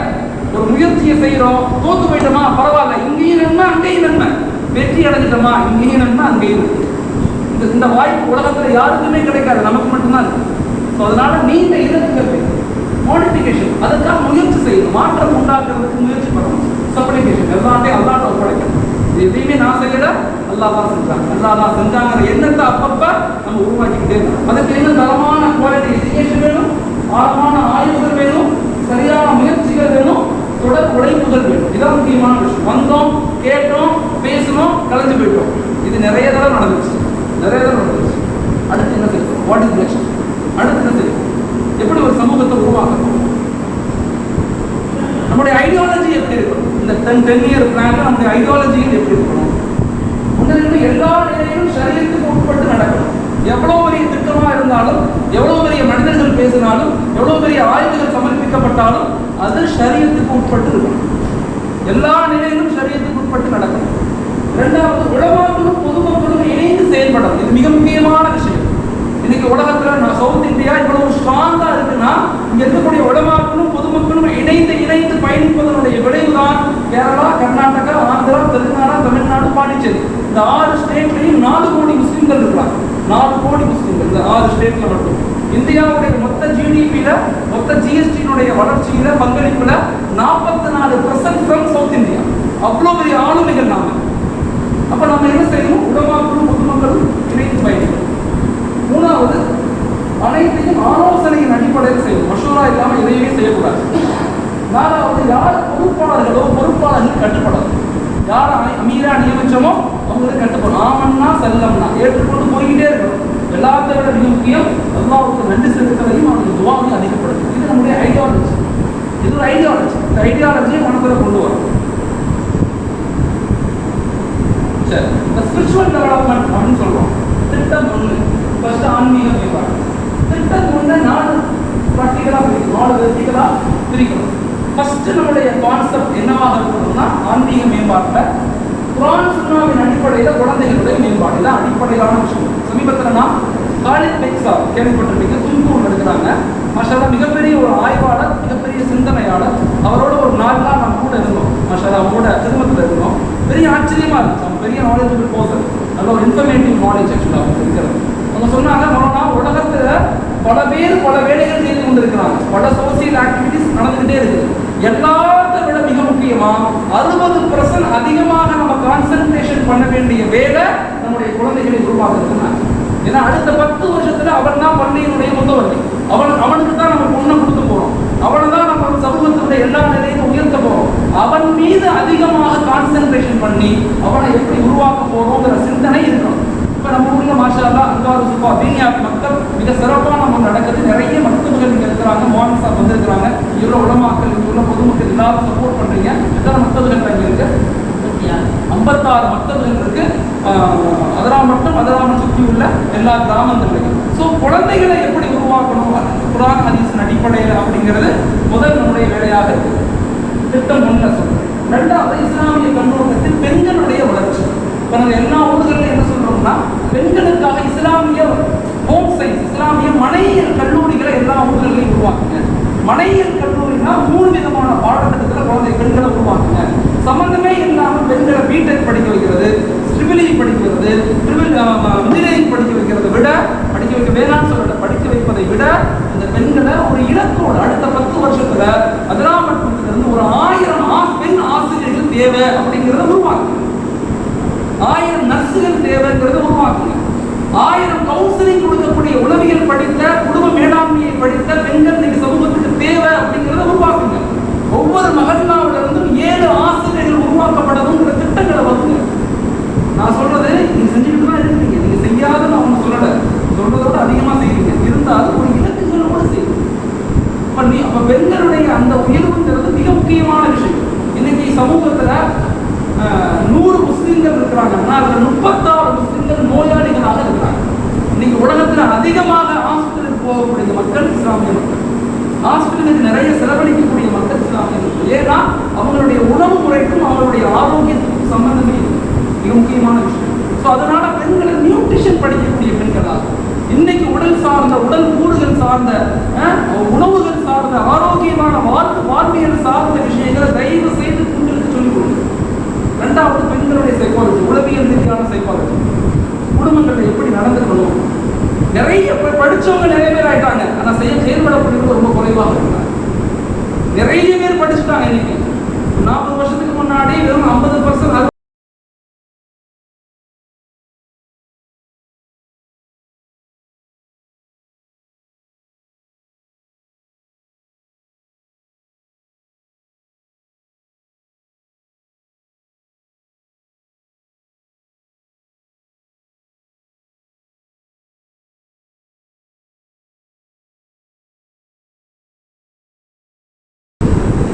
சமூக மேம்பாடு மாறி இடையிலே விட்டு போயிடுவாங்க. ஒரு பெரும் கூட்டம் கூடும், கல்வி மாற்றம், பொருளாதார எழுச்சி எல்லாத்தையும் பத்தி பேசுவோம். ஒரு பெரும் கூட்டம் உள்ளேயே சண்டையிட்டுக் கொண்டு இல்லாம போயிடுவாங்க. ரொம்ப ஆழமா சொல்றாங்க. அடிப்படையான ஒரு விஷயம் என்னன்னா, மக்களுக்கு முதல்ல செய்ய வேண்டியது நபி மக்களை, சஹாபாக்களை அல்லாஹ்வோடு இணைச்சாங்க. இதான் முதல் பணி. இந்த பணியை தான் ரசூலுல்லாஹ் மதீனாவுக்கு வந்தோடனே செய்த முதல் பணி. 2வது சமூக கட்டமைப்பு. மதீனாவுடைய கான்ஸ்டிடியூஷன் அப்படின்னு ஒரு கான்ஸ்டிடியூஷன் இருக்கு. நீங்க விக்கிபீடியாவையோ இல்ல டாக்குமெண்ட்டோ எடுத்து படிச்சு பார்க்கலாம். மதீனாவுடைய அரசியல் சாசனம் 54 ஆர்டிகிளை கொண்ட ஒரு அரசியல் சாசனத்தை ஏற்படுத்தினாங்க. பெரிய ஆச்சரியமா இருக்கு. மதீனா நபி ஸல்லல்லாஹு அலைஹி வஸல்லம் அணுகுமுறை இருக்குது, நமக்கு மிகப்பெரிய படிப்பினை. நம்ம நபியை வெறும் இபாதத்தா மட்டும் பார்க்கிறோம். நபியினுடைய அடிப்படையான ஸ்ட்ராட்டஜிக்கல் பிளானை ரொம்ப ஆழமாக ஆய்வு செஞ்சோம்னா பெரும் மாற்றங்களை சமூகத்தில் நம்மளால ஏற்படுத்த முடியும். எந்த அளவுக்கு சொன்னா, நபி ஸல்லல்லாஹு அலைஹி வஸல்லம் மக்காவிலிருந்து மதீனாவுக்கு போறாங்க. நம்ம சம்பவத்தை சாதாரணமா படிப்போம், அப்படி அல்ல. மக்காவிலிருந்து மதீனாவுக்கு ஹிஜ்ரத்துக்கு போறதுக்கு முன்னாடி 11 ஸ்ட்ராட்டஜிக்கல் பிளான் பண்ணுவாங்க. இடத்துல யார் படுக்கணும், நான் எந்த வழியில போகணும், போகும்போது ரஹ்பர் யாராக இருக்கணும், அவர் எத்தனை ஒட்டகம் வச்சிருக்காரு, அந்த ஒட்டகத்தினுடைய இனம் என்னவாக இருக்கணும், நம்ம எந்த திசையை நோக்கி போகணும், நம்ம கூட யார் பயணத்துல கூட வருவாங்க. வருவா, நமக்கு ஒரு இடத்துல எங்க தங்கணும், தங்கும் போது யார் உணவு கொண்டு வருவா, உணவு கொண்டு வரக்கூடிய இந்த பெண்மணி சொல்லுவாங்க, நீங்கள் வரும்போது நீங்கள் முன் வந்து உங்கள் ஆடுகளை பின் ஓட்டி வாங்க, நீங்கள் போகும்போது நீங்கள் முன் போய் உங்கள் ஆடுகளை பின் கொண்டு போங்க, ஏன்னா அவருடைய காலடி தடங்கள் யாருக்கும் தெரியக்கூடாதுன்னு சொல்லி இத்தனை ஸ்ட்ராட்டஜிக்கல் பிளான் பண்ண பிறகுதான் மக்காவில இருந்து மதீனாவுக்கு போவாங்க. சாதாரண விஷயம் இல்லை. அதே மாதிரி மக்காவில இருந்து ஹிஜ்ரத்துக்கு முதல் ஹிஜ்ரத் அபிசீனியாவுக்கு அனுப்புவாங்க. ரொம்ப முக்கியமான விஷயம், அபிசீனியாவுக்கு அனுப்புவாங்க. ஏன் நபி ஸல்லல்லாஹு அலைஹி வஸல்லம் அரபு தேசங்கள் மற்ற தேசங்களுக்கு அனுப்பாம ஏன் அபிசீனியாவுக்கு அனுப்புறாங்க? அனுப்பும் போது சொல்லுவாங்க, அங்க நஜ்ஜாஷி ஒரு மன்னர் இருக்கிறாரு, அவருடைய மதம் இதுவாக இருக்குது, அவர் இந்த மதம் சார்ந்த மனிதராக இருக்காரு, அவர் நல்ல மனிதனாக இருக்காரு, அவரிடத்தில் தஞ்சம் புகுந்து கொள்ளுங்க, என்னை பத்தி அவர்கிட்ட சொல்லுங்க, அவர் என்னை ஏற்றுக்கொள்ளும், இவ்வளவு விஷயங்களை சொல்லிதான் ஃபர்ஸ்ட் ஹிஜ்ரத்துக்கு அபிசீனியாவுக்கு அனுப்புறாங்க. கடல் தாண்டி அனுப்புறாங்க. என்ன சமகால அறிவு நபிக்கு இருந்துச்சு. சமகால அறிவு மக்காவை விட்டு எங்கேயும் போனதில்லை. ஆனா மக்காவை சுத்தி எத்தனை நாடுகள் இருக்கிறாங்களோ, எத்தனை தலைவர்கள் இருக்காங்களோ, எல்லாத்த பத்தியுமான ஆய்வும் ஆற்றலும் நபிக்கு இருந்துச்சு. அதனாலதான் இவ்வளவு பெரிய ஆளுமை மிக்க சமூகத்தை உருவாக்க முடிஞ்சிச்சு. இஸ்லாமிய சமூகம் விட்ட ரெண்டு மிகப்பெரிய துயரமான விஷயங்கள், ரெண்டு விஷயத்தை நம்ம இழந்துட்டோம். ஒண்ணு, அல்லாஹ்வுடைய தொடர்பு நம்மகிட்ட சுத்தமா வந்துருச்சு. உணர்வுகள் ரீதியான தொடர்புகள் குறைஞ்சு போச்சு. நபியினுடைய முஹப்பத் குறைஞ்சிருச்சு. உலகத்துல இத்தனை கோடி 190 கோடி முஸ்லிம்கள் இருக்கிறாங்க. குர்ஆனை ஓத தெரிந்தவங்க 100க்கு வெறும் 3% கூட குர்ஆன் ஓத தெரியாது. 3% மக்கள் கூட குர்ஆன் ஓத தெரியாது. தஜ்வீதோட, மஹரஜ் சிஃபாத்தோட, ஃபோனடிக்ஸோட குர்ஆன் ஓத தெரியாது. பெரிய டாக்டரா இருப்பார், பெரிய ஜட்ஜா இருப்பார், பெரிய கலெக்டரா இருப்பார், கூப்பிட்டு ஒரு குர்ஆன் ஓத சொன்னா இந்த எழுச்சி ஒருபோதும் மாற்றத்தை கொடுக்காது. இத்தனை கோடி மக்கள் இருந்தும் குர்ஆனை கூட நம்மளால மக்கள்கிட்ட கொண்டு போய் சேர்க்க முடியலன்னா என்ன மாற்றத்தை நம்மளால ஏற்படுத்த முடியும்? ஜார்ஜ் பெசான் அப்படிங்கிற ஒரு எழுத்தாளர் ஸ்பானிஷ் முஸ்லிம்ங்கிற புத்தகம் எழுதியிருக்கிறார். ஸ்பானிஷ் முஸ்லிம் அவர் சொல்றாரு, ஒரு சமூகம் வீழ்ச்சியை நோக்கி போகுது அப்படிங்கறத நீங்க பார்க்கணுமா, ஒரு சமூகம் மிகப்பெரிய வீழ்ச்சியை நோக்கி போகுதுங்கிறத பார்க்கணுமா, 3 விஷயங்களை பாருங்கிறார். ஒன்று, எந்த சமூகம் தனக்கு கொடுக்கப்பட்ட வேத மொழியை விட்டு தூரமாகுதோ அந்த சமூகம் வீழ்ச்சியை நோக்கி நகரும். இரண்டாவது, எந்த சமூகம் தன்னுடைய கலாச்சாரத்தை பின்பற்றுவதற்கு வெட்கப்படுறாங்களோ அந்த சமூகம் வீழ்ச்சியை நோக்கி நகரும். எந்த சமூகம் தன்னுடைய அடையாளங்களை இட்டுக் கொள்வது, தொப்பி வைக்கிறதுக்கு, தாடி வைக்கிறதுக்கு, முழுமையான ட்ரெஸ் போடுறதுக்கு எந்த சமூகம் விடுவதற்கு வெட்கப்படுதோ அந்த சமூகம் வீழ்ச்சியை நோக்கி நகருன்னு சொல்றாங்க. ஸ்பெயினுடைய வீழ்ச்சியில் ரொம்ப ஆழமாக சொல்றாங்க. சோ மக்களை நம்ம செய்ய வேண்டிய முதல் பணி, மக்களை அல்லாஹ்வோடு ரசூலோடு இணைக்கணும். இரண்டாவது, சமூக கட்டமைப்பை ஏற்படுத்தணும். நபி ஸல்லல்லாஹு அலைஹி வஸல்லம் மதீனாவுக்கு போகும்போது மதீனாவை சுற்றி உள்ள 70 கிலோமீட்டர்ல யாரெல்லாம் எந்தெந்த கிளையார்கள் இருந்தாங்களோ, எந்தெந்த கூட்டத்தார்கள் இருந்தாங்களோ எல்லோருடைய உடன்படிக்கை செய்திருந்தாங்க. இது சாதாரண விஷயம் இல்லை. எல்லாத்தையும் சந்திப்பாங்க, பேசுவாங்க, நாங்க உங்களுக்கு சப்போர்ட் பண்றோம், நீங்க எங்களுக்கு சப்போர்ட் பண்ணுங்க. இப்படி ஒரு கட்டமைப்பை மதீனாவுடைய 70 கிலோமீட்டர் சுற்றுலா எல்லா இடத்துலையும் உடன்படிக்கை செய்திருந்தாங்க. அதனாலதான் மக்காவாசிகள் நபியை பார்த்து பயந்தாங்க. மிக முக்கியமான விஷயம். மூணாவது, பொருளாதார கட்டமைப்பு. நபி ஸல்லல்லாஹு அலைஹி வஸல்லம் மூணாவதாக செய்த மிக முக்கியமான விஷயம், அன்சாரிகளை முஹாஜிர்களை இணைத்து ஒரு கூட்டு பொருளாதார கொள்கையை உருவாக்கினார். மைக்ரோ ஃபைனான்ஸ் அடிப்படையில தன்னிடத்துல என்ன இருக்குதோ அதை வச்சு எப்படி வளர்றது அப்படிங்கிற ஒரு ஆழமான கருத்தை ஏற்படுத்தினார் பொருளாதார மேம்பாட்டில். உதாரணத்துக்கு அபு தாஜிர், வியாபாரிகளின் தந்தை சொல்லக்கூடிய அப்துல் ரஹ்மான் ரவுஃப் இருந்தாங்க. அவங்கள கூப்பிட்டு என் பக்கத்துல உட்கார்ந்துட்டுங்க, நான் சொல்லக்கூடிய ஹதீஸ் எழுதுங்கன்னு சொல்லல. எல்லா மக்களையும் கூப்பிட்டாங்க, அவர்கிட்ட பணத்தை கொடுத்தாங்க, நீங்க வியாபாரம் செய்யுங்கன்னா அவர் வியாபாரம் செஞ்சாரு, வந்து கொட்டினாரு. அதில் அபூஹுரைரா கூப்பிட்டு பணத்தை கொடுத்து வியாபாரம் செய்யுங்கன்னு சொல்லல. மாறாக என் பக்கத்துல உட்காருங்க, நான் சொல்லக்கூடிய ஹதீஸ்லாம் எழுதுங்க அப்படின்னு சொன்னாங்க. ஹியூமன் ரிசோர்ஸ், ரிஜால்களை உருவாக்குறாங்க. நபி ஒரு தனி மனிதராக, தனி ஒரு ஆளாக இருந்து சமூகத்தை கட்டமைக்கல. அல்லாஹ் அப்படி கற்றுக் கொடுக்கல. நபி ரிஜால்களை உருவாக்குனாங்க. துறை சார்ந்த மக்களை, கல்வி சார்ந்த மக்களை, யாருக்கு என்னென்ன திறமைகள் இருக்கோ அந்தந்த திறமை சார்ந்த மக்களை எடுத்தாங்க, பயிற்சி கொடுத்தாங்க, அவங்களை உருவாக்குனாங்க. நபி எந்த நாட்டுக்கும் போகல, நுபுவத்துக்கு பிறகு எந்த இடத்துக்கும் போகல. ஆனா நபியினுடைய கருத்து உலகம் முழுக்க போனுச்சு. ஏன்? கிரியேட் தி ரிஜால், create the generation, create the ஒரு ஸ்காலர்ஸ், முழுமையா ஆளுமைகளை உருவாக்கிக்கிட்டே இருந்தாங்க. ஸோ பொருளாதார கட்டமைப்பு, நாலாவது கல்வி. இந்த நாலும் சேர்ந்துதான் மதீனாவுடைய அடிப்படை. இந்த நாலும் தான் உலகத்தை திரும்ப ஆண்டு கொண்டே இருக்கு. இந்த நாலு தான் அடிப்படையான விஷயம். இந்த நான்கிலையும் நபி எப்படி மதீனாவோட ஒரு திட்டத்தை உருவாக்குனாங்களோ அதை தான் இப்ப நம்ம செய்ய போறோம். முதல்ல சொன்னல ஆன்மீக மேம்பாடு, வெறும் திட்டம் மட்டும் இல்ல, திட்டத்தை உருவாக்கக்கூடிய சகாபாக்கள் இருந்தாங்க, குர்ஆன் வஹி எழுதக்கூடிய சகாபாக்கள் இருந்தாங்க. நபி இருக்கும்போதே 13 ஹாஃபிஸ்கள் இருந்தாங்க. நபி இருக்கும்போதே 13 ஹாஃபிஸ்கள் இருந்தாங்க. குர்ஆனை கற்றுக்கக்கூடிய முஅல்லிம்கள் இருந்தாங்க, ஆய்வாளர்கள் இருந்தாங்க. இத்தனை சஹாபாக்கள் நபி இருக்கும்போதே இருந்தாங்க. அதே மாதிரி அரசியல் மேம்பாடு, சமூக மேம்பாடு போர் தளபதிகளை உருவாக்கி இருந்தாங்க. அரசியல் ஆலோசகர்கள் எல்லா யுத்தங்கள்லையும் எப்படி செயல்படணும், என்ன பேசணும், யாரை முன் அனுப்பணும், யாரை பின் அனுப்பணும், முழுமையான திட்டங்கள் இருக்கு. நீதிபதிகள் இருந்தாங்க, தகவல் தூதுவர்கள் இருந்தாங்க, டிப்ளமேட்டிக் ஆபீசர்ஸ் இருந்தாங்க. நபியுடைய காலத்தில் டிப்ளமேட்டிக் ஆபீசர்ஸ் ஒரு நாட்டினுடைய அடிப்படை தன்மைகள், அவருடைய எல்லா நிலைகளையும் ரசூலுக்கு சொல்லிக்கொண்டே இருப்பாங்க. சாதாரண விஷயம் அல்ல நபி செஞ்சுட்டு போனது. உலகத்துல வெறும் 23 வருஷங்கள்ல 1318 ஆண்டுகள் இந்த உலகத்தை ஆளக்கூடிய ஒரு சமூகத்தை உருவாக்கிட்டு போனாங்கன்னா சாதாரண விஷயம். நபி அந்த கண்ணோட்டத்தை நம்ம பார்க்கல, ஒரு ஆய்வு நிலையில பார்க்கல. நான் முதல்ல சொன்னேன், 2 விஷயங்கள் நம்ம இழந்துட்டோம். ஒண்ணு, அல்லாஹ்வோட நெருக்கம் நமக்கு குறைஞ்சு போச்சு. ரெண்டாவது ரிசர்ச் அண்ட் டெவலப்மெண்ட், R&D, ஆய்வு மற்றும் மேலாண்மை. இதனுடைய விஷயத்துல நம்ம ரொம்ப பின்தங்கி இருக்கோம். இது ரெண்டையும் திரும்ப எடுக்கும்போது தான் நம்ம மாற்றங்களை சமூகத்தில் ஏற்படுத்த முடியும்.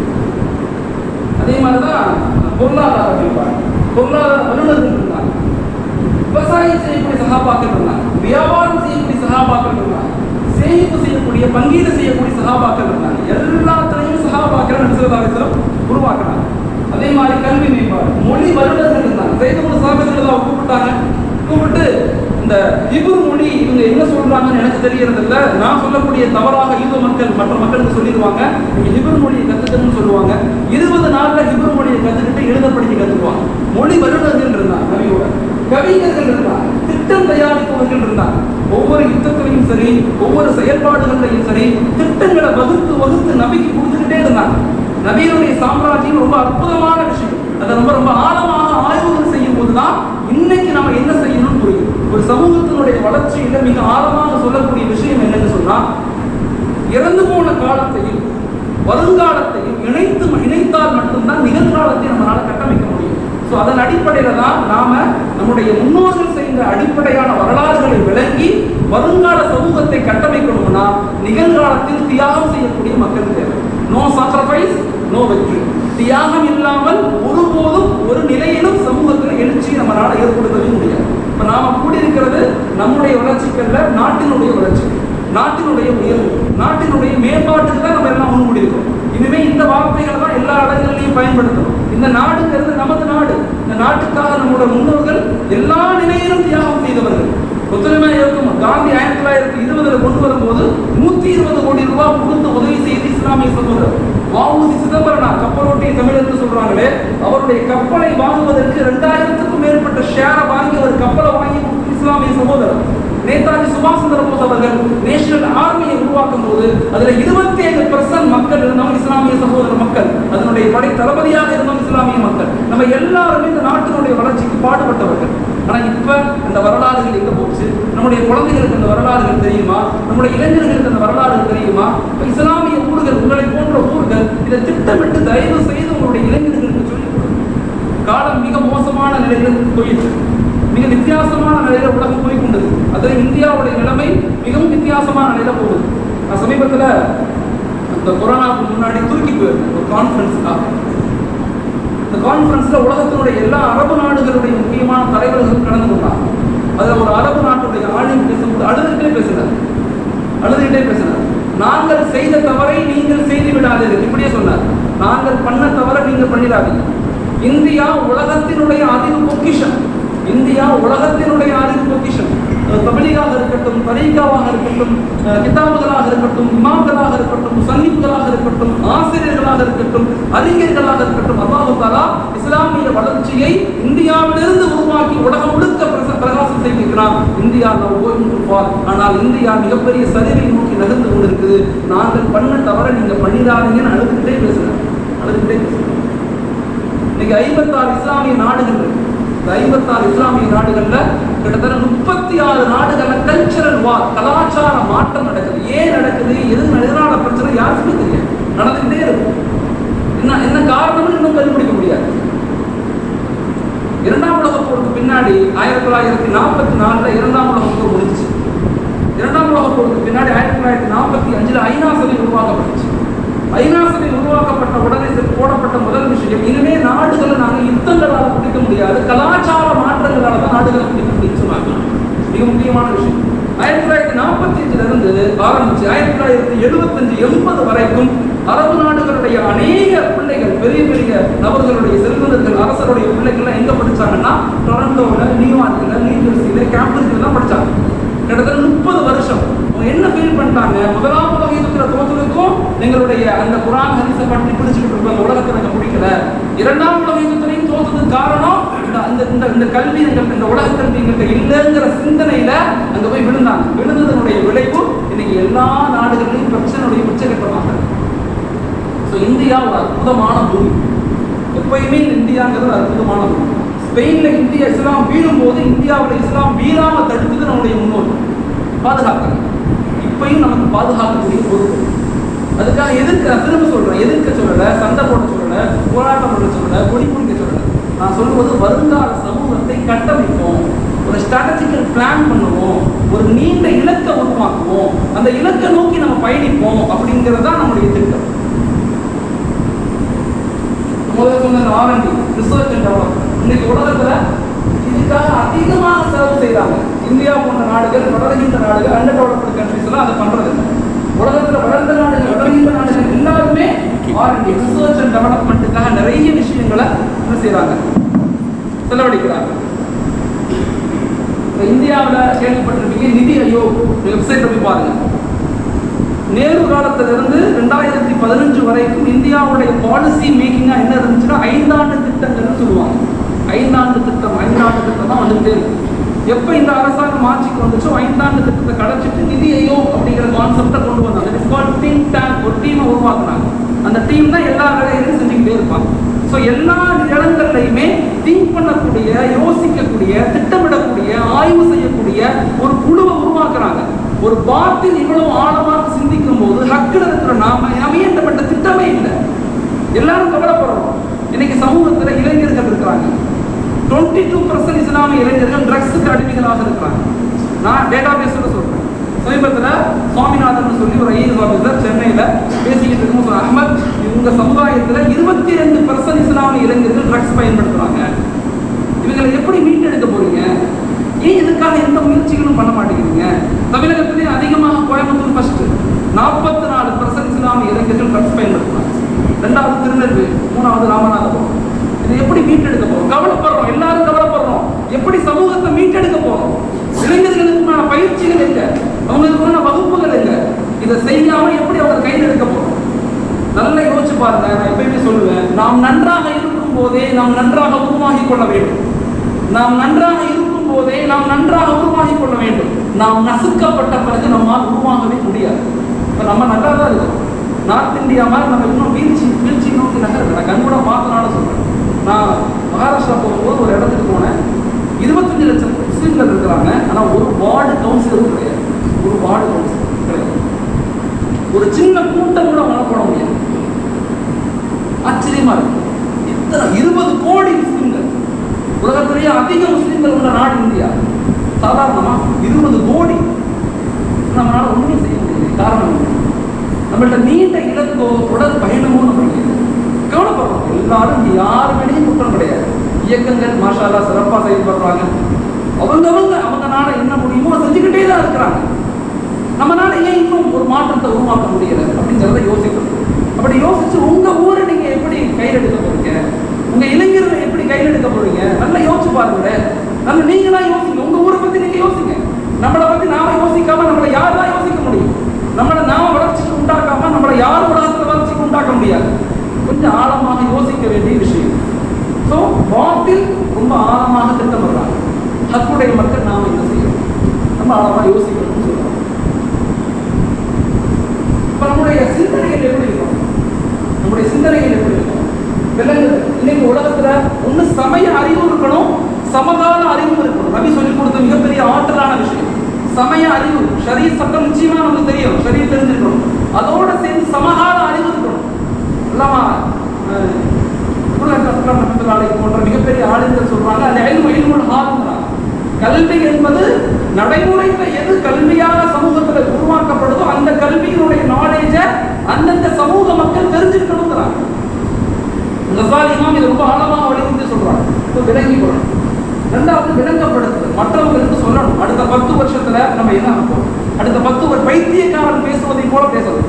அடுத்த 10 வருஷத்துல ஒரு எழுச்சி மிக்க சமூகமாக நாங்க மாறணும். நம்ம நினைக்கிறோம் நாம ஏசியில இருக்கிறோம், கார்ல இருக்கிறோம், நம்ம வீடு பங்களா கிடந்துருச்சு, ஒரு கார் கிடந்துருச்சு, நாம நல்லா தான் இருக்கிறோம், நம்மளை கூட எல்லாரும்